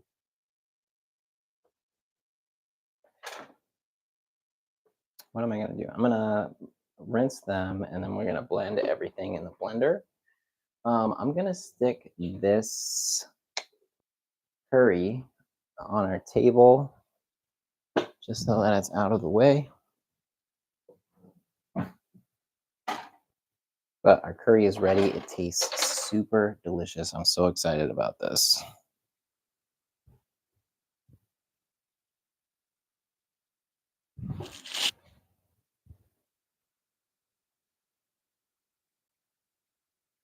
All right, so on to our millet muffins. These are my favorite muffins. They're super delicious. They're very digestive friendly. Probably the most digestive friendly gluten-free vegan muffins I've found or made. So yeah, this recipe is awesome. They're also super nutritious, has a ton of fiber and fruit. So we're gonna add pears. We're doing spiced pears, and then I'm gonna also add some chopped pluots after we've blended everything. So we've got our millet. Gonna go ahead and rinse this. And this is just 2 cups of millet that I soaked in filtered water. It's been soaking probably for about 2 hours at this point. But if you soak it for at least like 10 minutes, that will kind of soften it up enough so that when you blend it, it gets fully hydrated. All right, I'm just gonna stick that right here. So our other ingredients for this, we're using 2 pears, which I probably should have already cut.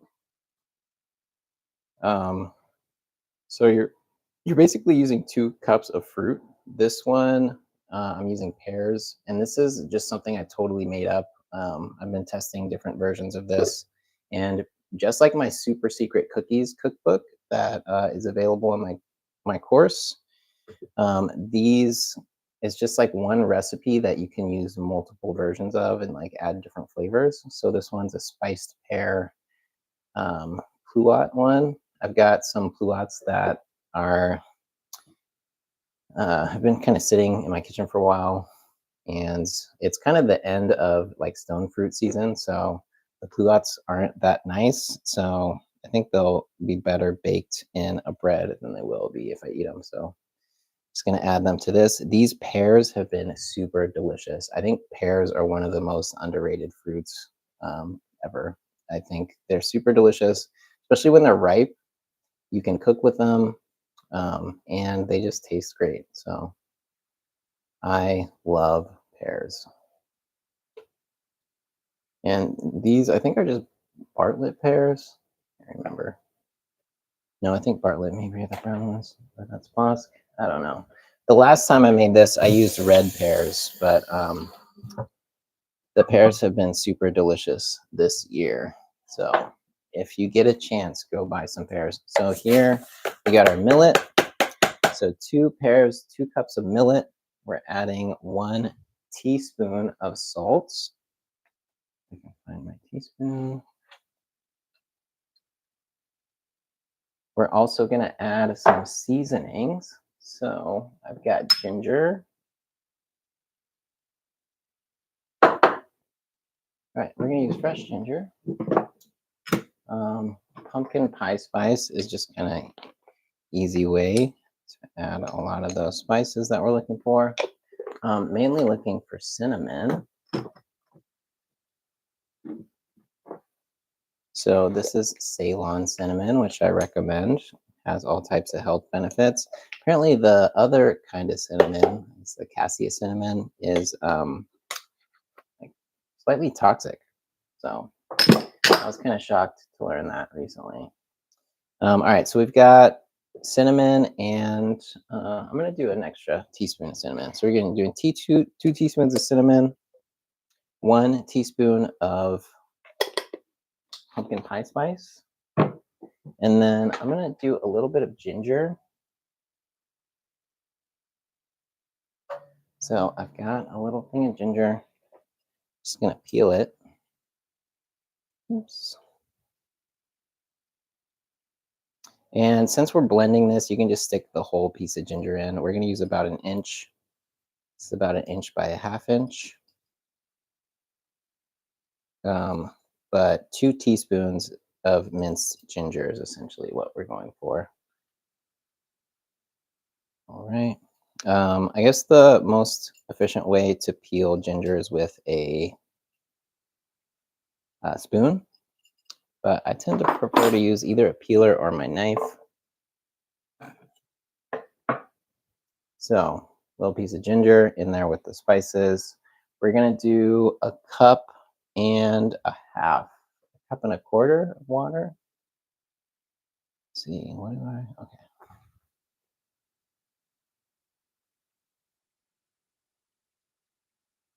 Oops, might need some more water. So yeah, we're gonna do 1 1/4 cups of water. Looks like how much we have. Ooh, we could use the aquafaba in here, but we're not gonna do that. All right, I think that's the right amount of water. And we're gonna do 1 tablespoon of lemon juice, which is 3 teaspoons. So 3 teaspoons is 1 tablespoon. 4 tablespoons is a quarter cup.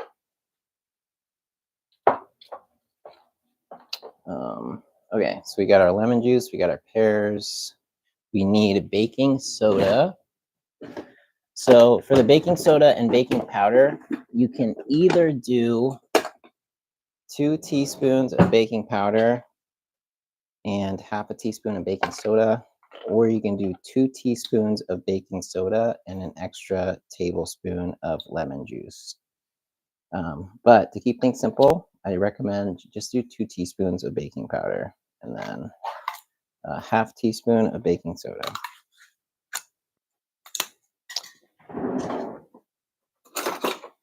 All right, so go 1/2, 1, 1 1/2, 2.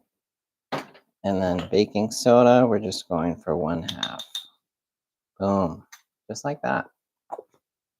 All right, and then we're gonna add some coconut sugar. You can add coconut sugar. You could also do dates. If you wanna make this totally sugar-free or no added sugar, you can do dates. I like doing this with coconut sugar, so that's what we're gonna do. But yeah, I have done it with dates. You could also use maple syrup if you prefer. It might kind of change the liquid ratio. Can't find my half cup measure. All right, I'll use a quarter cup and just do it twice. All right. So how much sugar you add will obviously impact the sweetness. If you want it to be a little bit more sweet, you can do up to 3/4 of a cup of coconut sugar. If you want it a little bit less on the sweet side, you can do just half a cup. I did about in the middle. So half a cup plus an eighth of a cup. And that's in there. We're going to do psyllium husk. So we're going to do a quarter cup of psyllium husk. Is that right? Yeah, quarter cup of psyllium husk, and a quarter cup of flax seeds. So this is really where you super amp up the fiber. And literally like all the ingredients besides like the salt, spice, actually even the spices, but the salt and the baking soda and powder has fiber in it. So these are like super high fiber muffins. I'm also adding half cup of flaxseed meal, and we already added a half cup of psyllium husk. So these really are like super fiber muffins. They're also super nutritious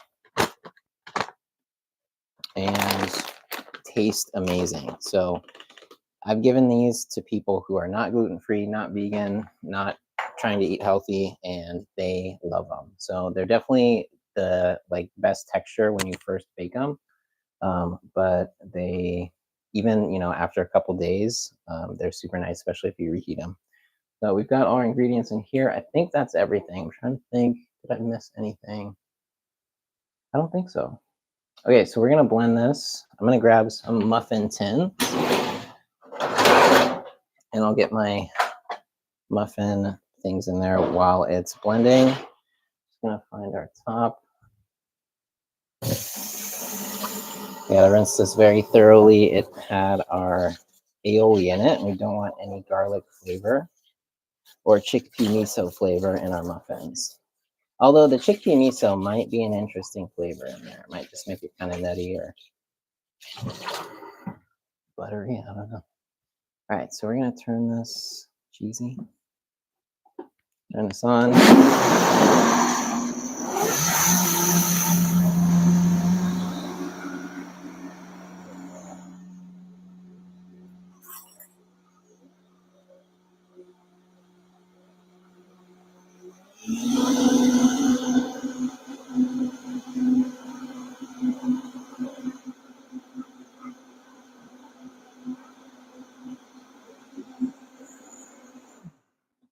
All right, so that's it. Our batter is made. Super easy, super quick. And these, I personally think these are the best gluten-free vegan muffins ever, for multiple reasons, mainly because they're super digestive friendly and nutritious. Like that's the main reason, but they're also the most delicious. So really, I would put these muffins against any on terms of taste and flavor, but definitely on terms of nutrition and digestibility. So we're just going to use some regular muffin tins and papers. Let's clear some space. All right. Hoo-ha. We're just going to fill our muffin tins. Do a little cleanup.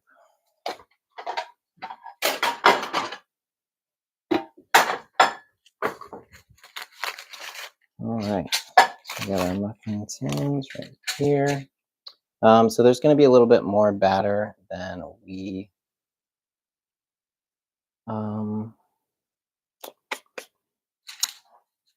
need for these muffins. So I'm going to make a little extra container as well. Where are my muffin papers? I'm like, what? I just grabbed it. Okay, cool. All right, so this you want to fill your muffin tin just with these papers. And then to the muffins, which I forgot, I'm going to turn the oven on. I'm also going to take the mushrooms out. So they've just been kind of drying. So yeah, these look great. Got our roasted mushrooms. These are perfect. We got some that are crispy, some that are just kind of more roasted. But they very like kind of shrunk and disappeared a little bit.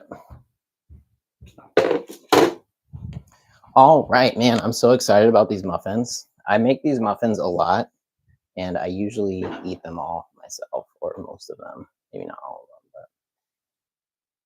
But I did share some with my parents this last week, and they loved them, and they are not gluten-free or vegan. So, all right.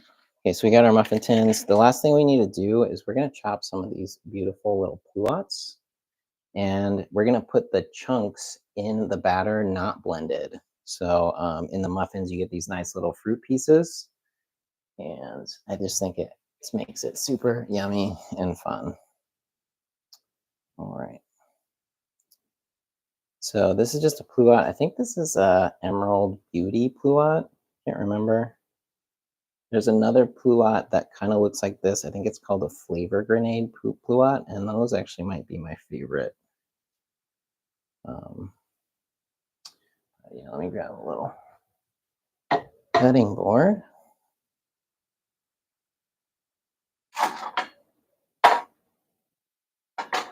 Put this right here.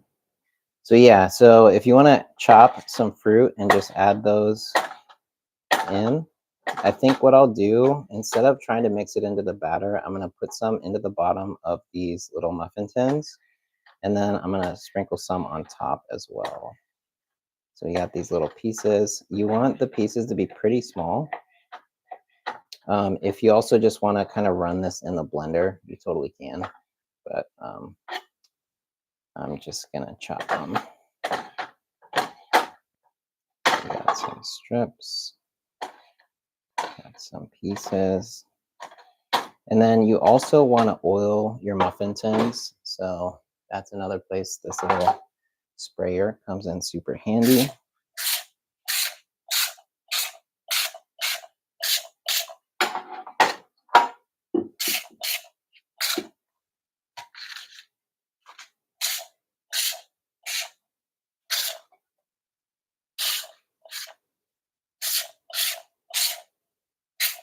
All right, so we got our muffin tins oiled. So we're going to take our fruit, just throw a few pieces in here.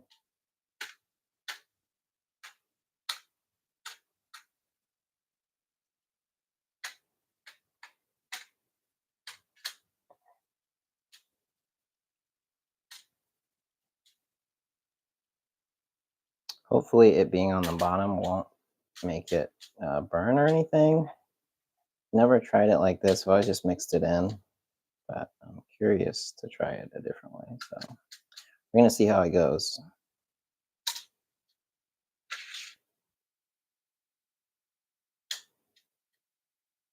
All right, get those. Beautiful. All right, so our batter, because of the psyllium husk, it gets pretty goopy after a couple minutes. So you just want to be conscious of that. We are going to use our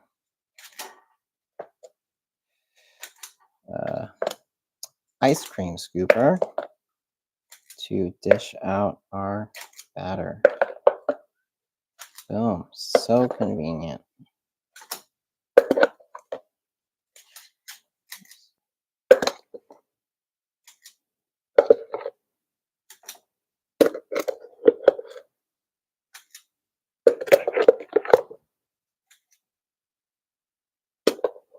All right. So it looks like that's all we can fit. Just gonna push these down a little bit so it kind of gets all the fruit incorporated.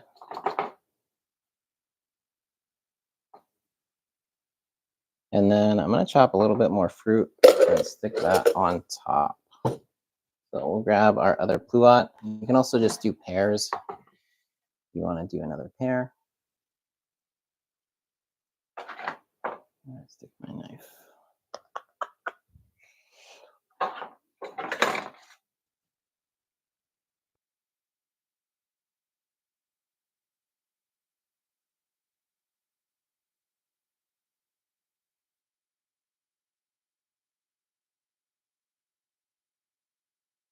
All right, and again, these are pluots. Pluots are pears and, or not pears, plums and apricots that have been crossbred together.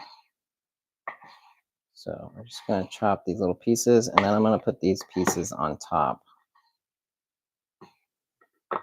of the muffins. Push them in a little bit.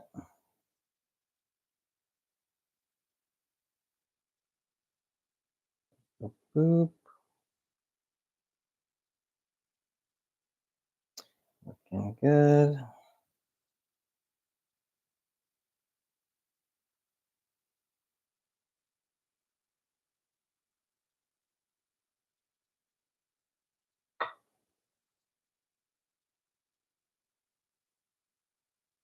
All right. Now we got our fruity muffins. Okay, so these are going to go into the oven for 27 minutes. And the oven is preheated at 350.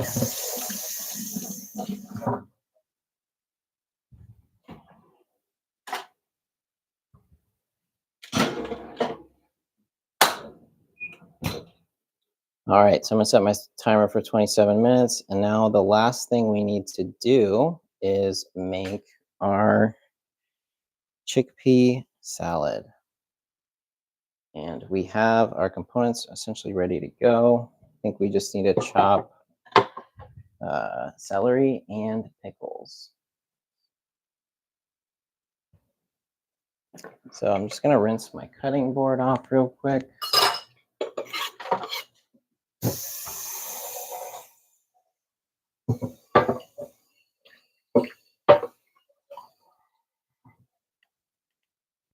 All right, so yeah, if you want to add other veggies to this as well, you can. We're just gonna do celery and dill pickles. Just gonna get this out of the way.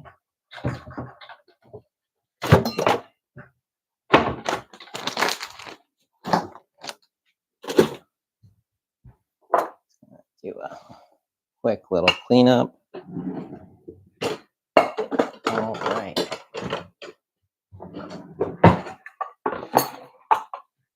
Sweet. All right, so we're just gonna chop our celery real quick and then add it to our chickpeas. We're also going to, man, it's so messy. Chop some dill pickles.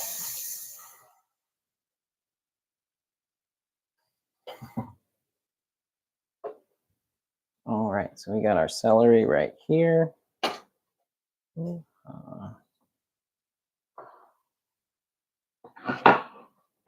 Celery, we don't want the pieces to be too big. So what we're gonna do is we're gonna slice these into thirds, little strips. Come with me over here. All right. Good. Sweet. Okay, so we're gonna cut a little strip like this. And kind of like our onion, we're not gonna go all the way through just so that it stays together. Go. And same with this one. So one slit, two slits. All right. That's awesome. Okay. And then we've got our celery.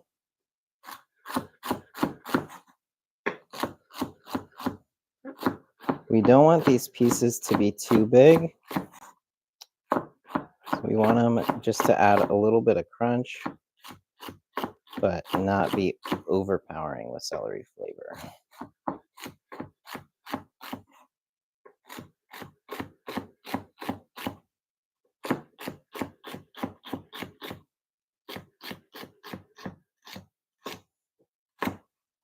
All right, beautiful. So we got our celery. Put that off to the side. I've got my chickpeas right here. We can go and stick our celery in with our chickpeas.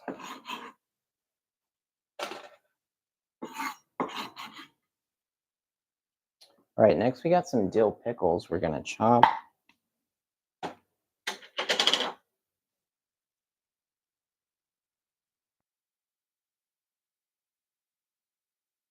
So we want these to be about the same size as the celery. So we're gonna slice them into 4 strips.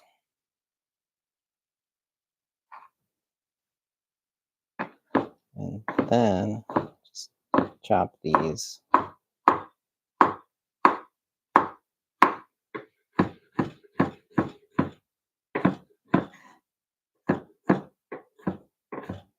So yeah, the dill and the celery should be about the same size. The pickles could be a little bit smaller than the celery. All right. So we've got our pickles in here, our celery in here. I'm actually going to go ahead and add a little bit of carrots. We're going to peel. And I like the yellow carrots. So let's peel this yellow carrot.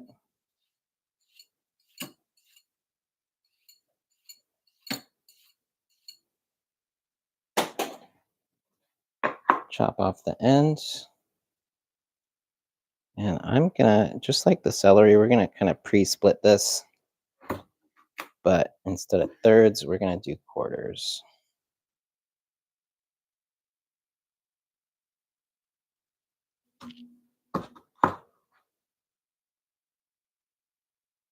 All right, so that's kind of pre-split.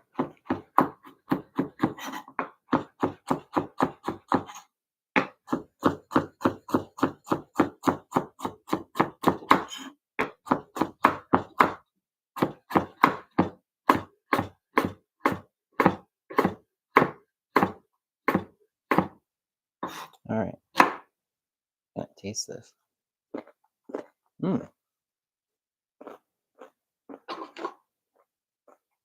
All right, we can go ahead and add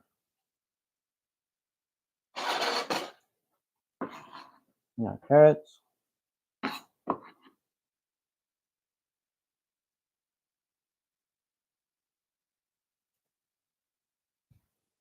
I'm gonna go ahead and add a tiny bit of this cayenne.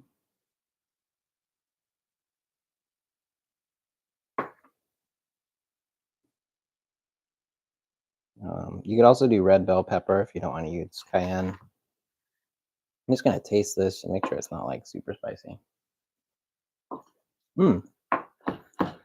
Yeah, really tasty, pretty fruity, not too spicy. Not really spicy at all.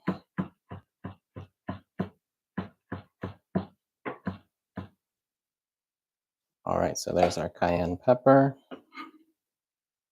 Yeah, so with cayenne, pretty much all the spice is in the seeds and the pith. So if you just avoid that, it shouldn't be too spicy.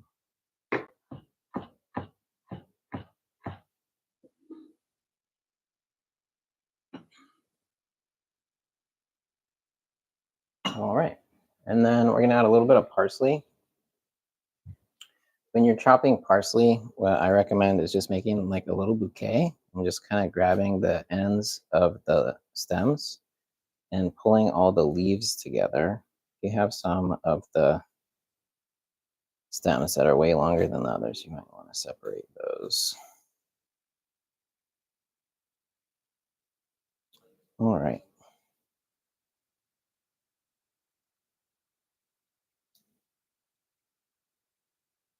Just gonna bunch up the leaves.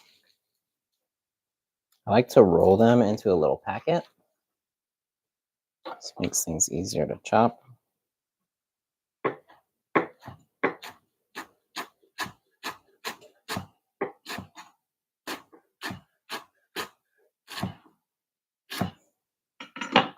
And then you can just do that in there. And boom, voila, you got chickpea salad. All right, so I'm gonna mix this into a larger bowl. We're gonna go ahead and add our aioli.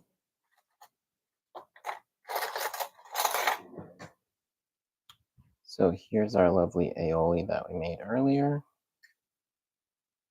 I'm gonna go ahead and add some of this. We're going for about a quarter cup. And we're probably gonna add a little bit more, but we will see.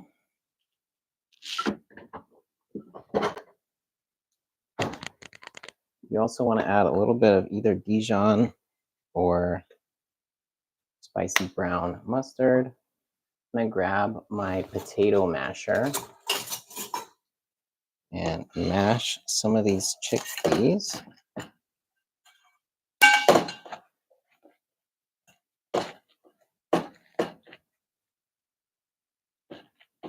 It smells amazing.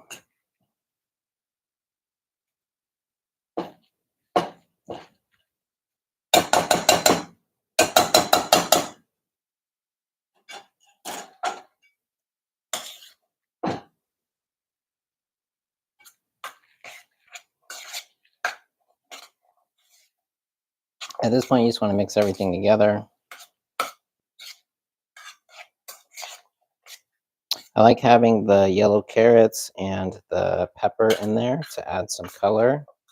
And the parsley adds some nice color, and the celery adds some nice color.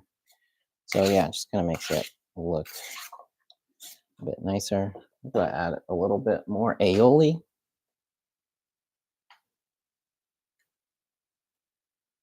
And then I'm also going to mash this a bit. So we got a potato masher. This just kind of makes it creamy and a little bit more like tuna salad. And then it also helps the flavors really come together.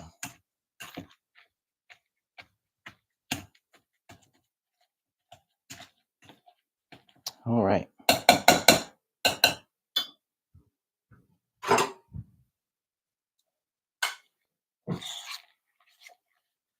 And then you can just go ahead and taste it.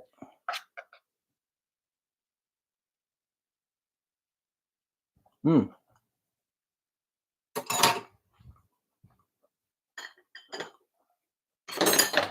Mm.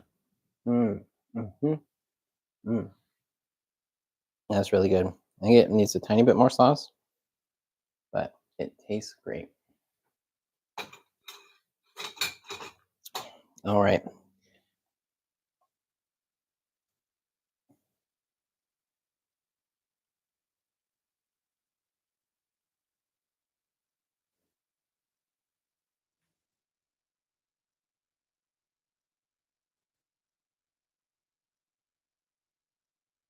All right, so here we have our chickpea salad ready to go. All right, and this was the last thing we needed to make. So all of our food is done. I do need to add some salt to our vegetables and to our mushrooms. I just tasted the chanterelles. They are great. All right, so here we have our veggies. Do I have a salt shaker? Oh, I kind of do. Okay. So veggies, we haven't added any salt yet, so we're just going to take a salt shaker and sprinkle salt right over the top of these. Don't want to go too heavy. Just want to make sure everything gets a nice little coating. And then once you've added the salt, you can kind of shake the pan. If you've got parchment, you can kind of just lift it. It'll toss everything. You can see with the bottom of the pan in the 425-degree oven, these got really nicely browned. And then because we had the blanket on top of them, they got perfectly steamed. So perfectly steamed and browned veggies. And then with the salt on the end, it also prevents them from drying out in the oven. So they just stay super moist. And yeah, these you can just eat all week. You can add to any of your other dishes or just kind of have it as its own dish. Just a great way to get a bunch of extra veggies into your diet. And then same thing with the chanterelle mushrooms. So we've got our roasted chanterelle mushrooms. We're going to take a tiny bit of salt and just sprinkle that on there. If you see how small these are, they were a lot bigger. You can kind of see how much they shrunk. That's why one of the reasons you want to add the salt at the end, because if you add salt early, they tend to just shrink, and then it really concentrates the salt and they get too salty. So, oh my God, so good. Yeah. chanterelle mushrooms. All right, so that's it. We got our chanterelles. We got our roasted veggies. We got our chickpea curry and our chickpea salad. We've got 12 minutes left on the muffins in the oven. So I'm just going to go ahead and package everything. Everything should be cooled enough. Curry might still be a little bit hot, but pretty much everything should be nice and cooled and ready to package. So I'm just going to grab some containers. One more. I don't think that'll fit. There we go. All right, so it's actually maybe a little too big. Okay, fine. So we're going to take our chickpea salad, just get that in its own container.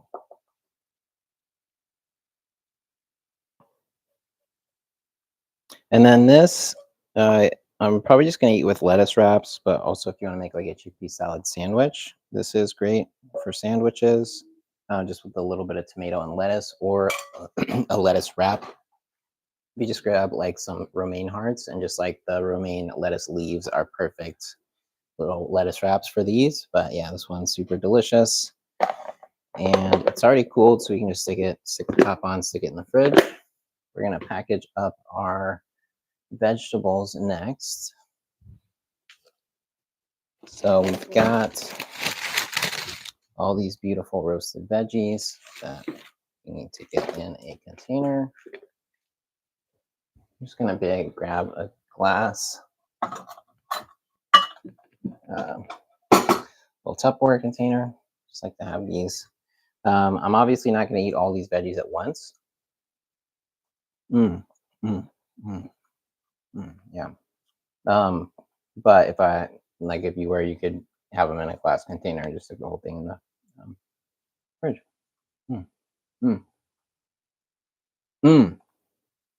I know it's just roasted vegetables, but yeah, with the seasonings, it's so good. Again, onion powder, garlic powder, thyme, and coriander. So we're gonna stick these in here. One kind of convenient thing with the parchment paper, so you can just pick the whole thing up and just kind of dump it into your container. All right, so we got too many veggies for this container, which is not a bad thing. So I'm gonna grab one more container.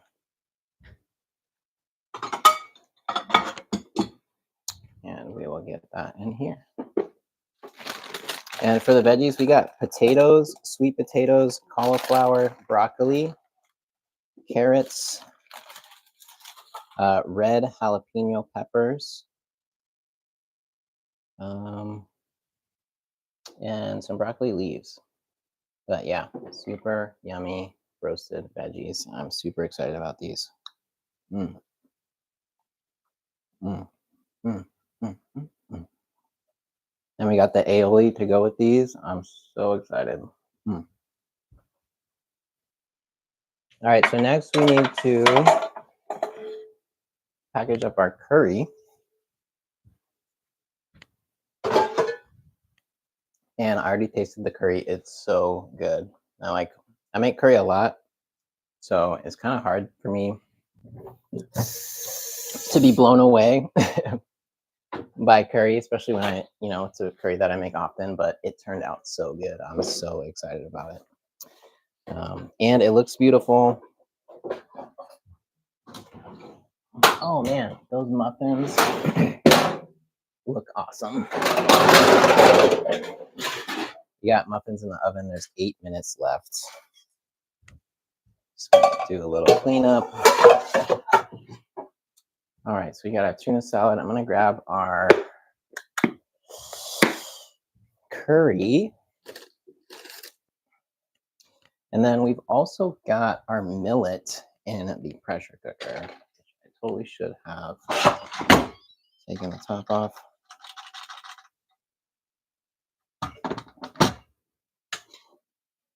If you've never had millet, I highly recommend it. It's my go-to grain. This is the millet fresh out of the pressure cooker. The pressure cooker is actually my preferred way to cook millet. And then once it's cooked, after it's been sitting for about 10 minutes, you just want to fluff it. If you don't fluff it, it just gets really clumpy and stays clumpy. So after within like 10 or 15 minutes of it finishing cooking, you just want to fluff it with a fork.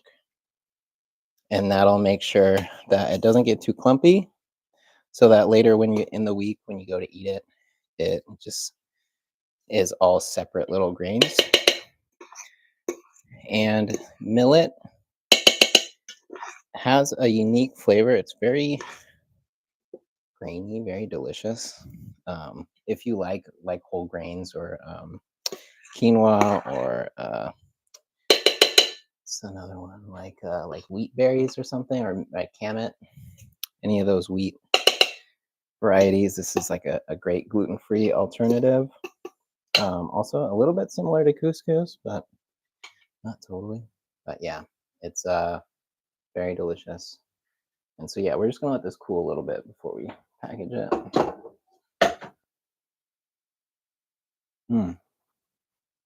Very nice. Okay, here's our curry.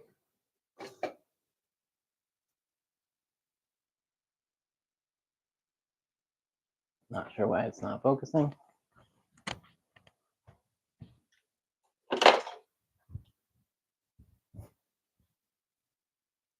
Hoo-ha.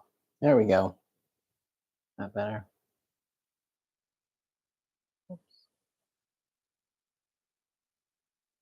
So yeah, it's a little bit glossy from the coconut milk. But yeah, this curry turned out really nice. So I'm gonna put this in a glass container.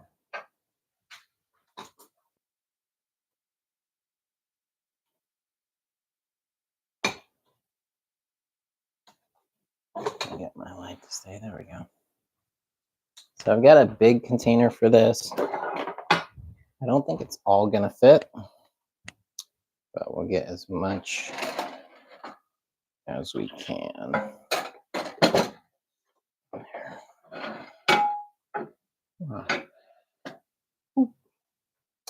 Just gonna use a ladle to make things easy.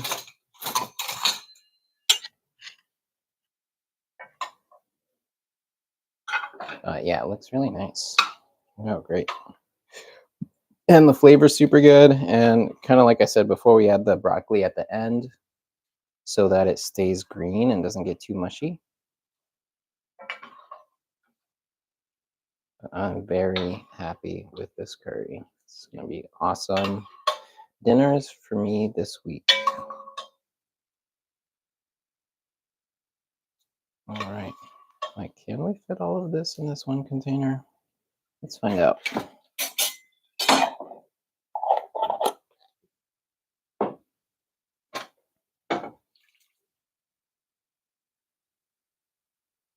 Yeah, kind of pushing it. All right, we did it. Okay, I think maybe I'll just make a bowl of this for myself with a little bit of millet. All right. So I've got a little bit of millet in here. I'm gonna go ahead and scoop some of this curry so it doesn't overflow. All right.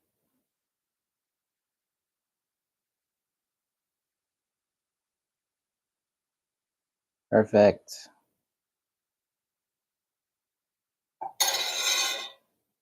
All right.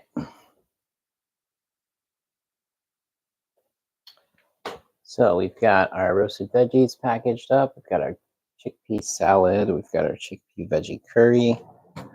I just need to do the millet and the mushrooms, and then we are done.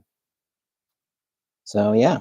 Oh, and then the muffins have 3 minutes, so I'm gonna wait So those are done. I'm gonna go stick this on the table and grab the mushrooms. It's kind of crazy how much the mushrooms shrank, but they're so good when you roast them like this. I just like, mm, mm, mm, mm. But these will make a great kind of topping for the chickpea salad. Also, if you make a sandwich, then these would be great with it as well. Mm. It's going to take a small little glass container.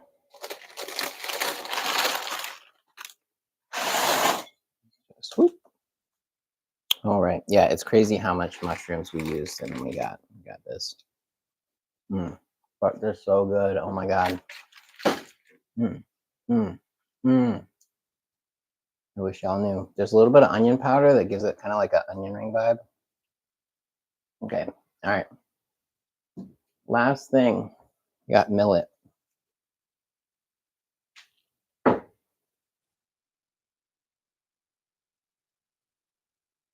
Ooh. I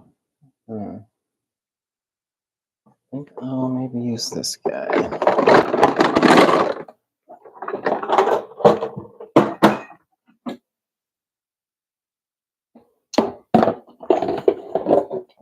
All right, so we got our millet. Just gonna go ahead. This right in here.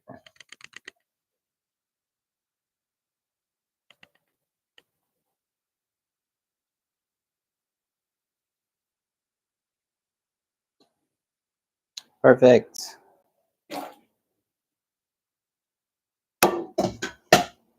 All right, so we got our millet.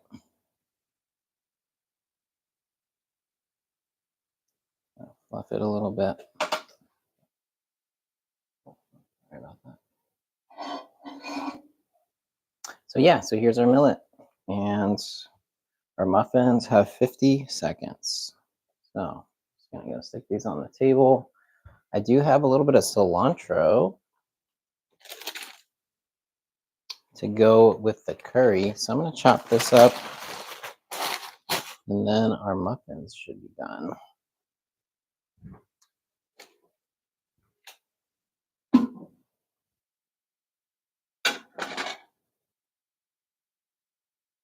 All right, so let's chop up a little bit of cilantro.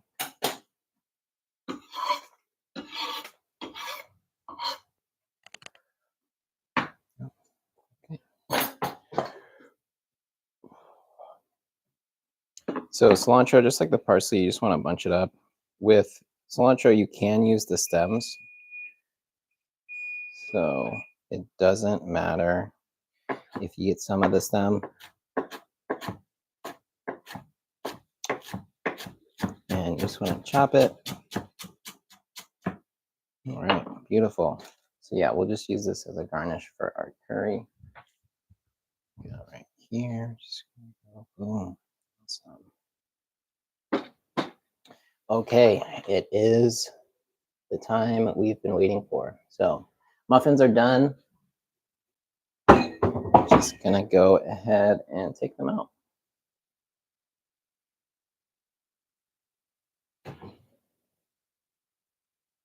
Whew.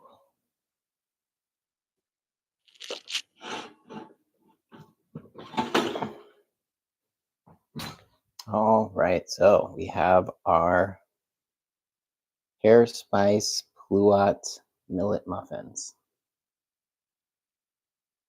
These look awesome. All right, so yeah, muffins are ready. So this is the last thing. So everything's done.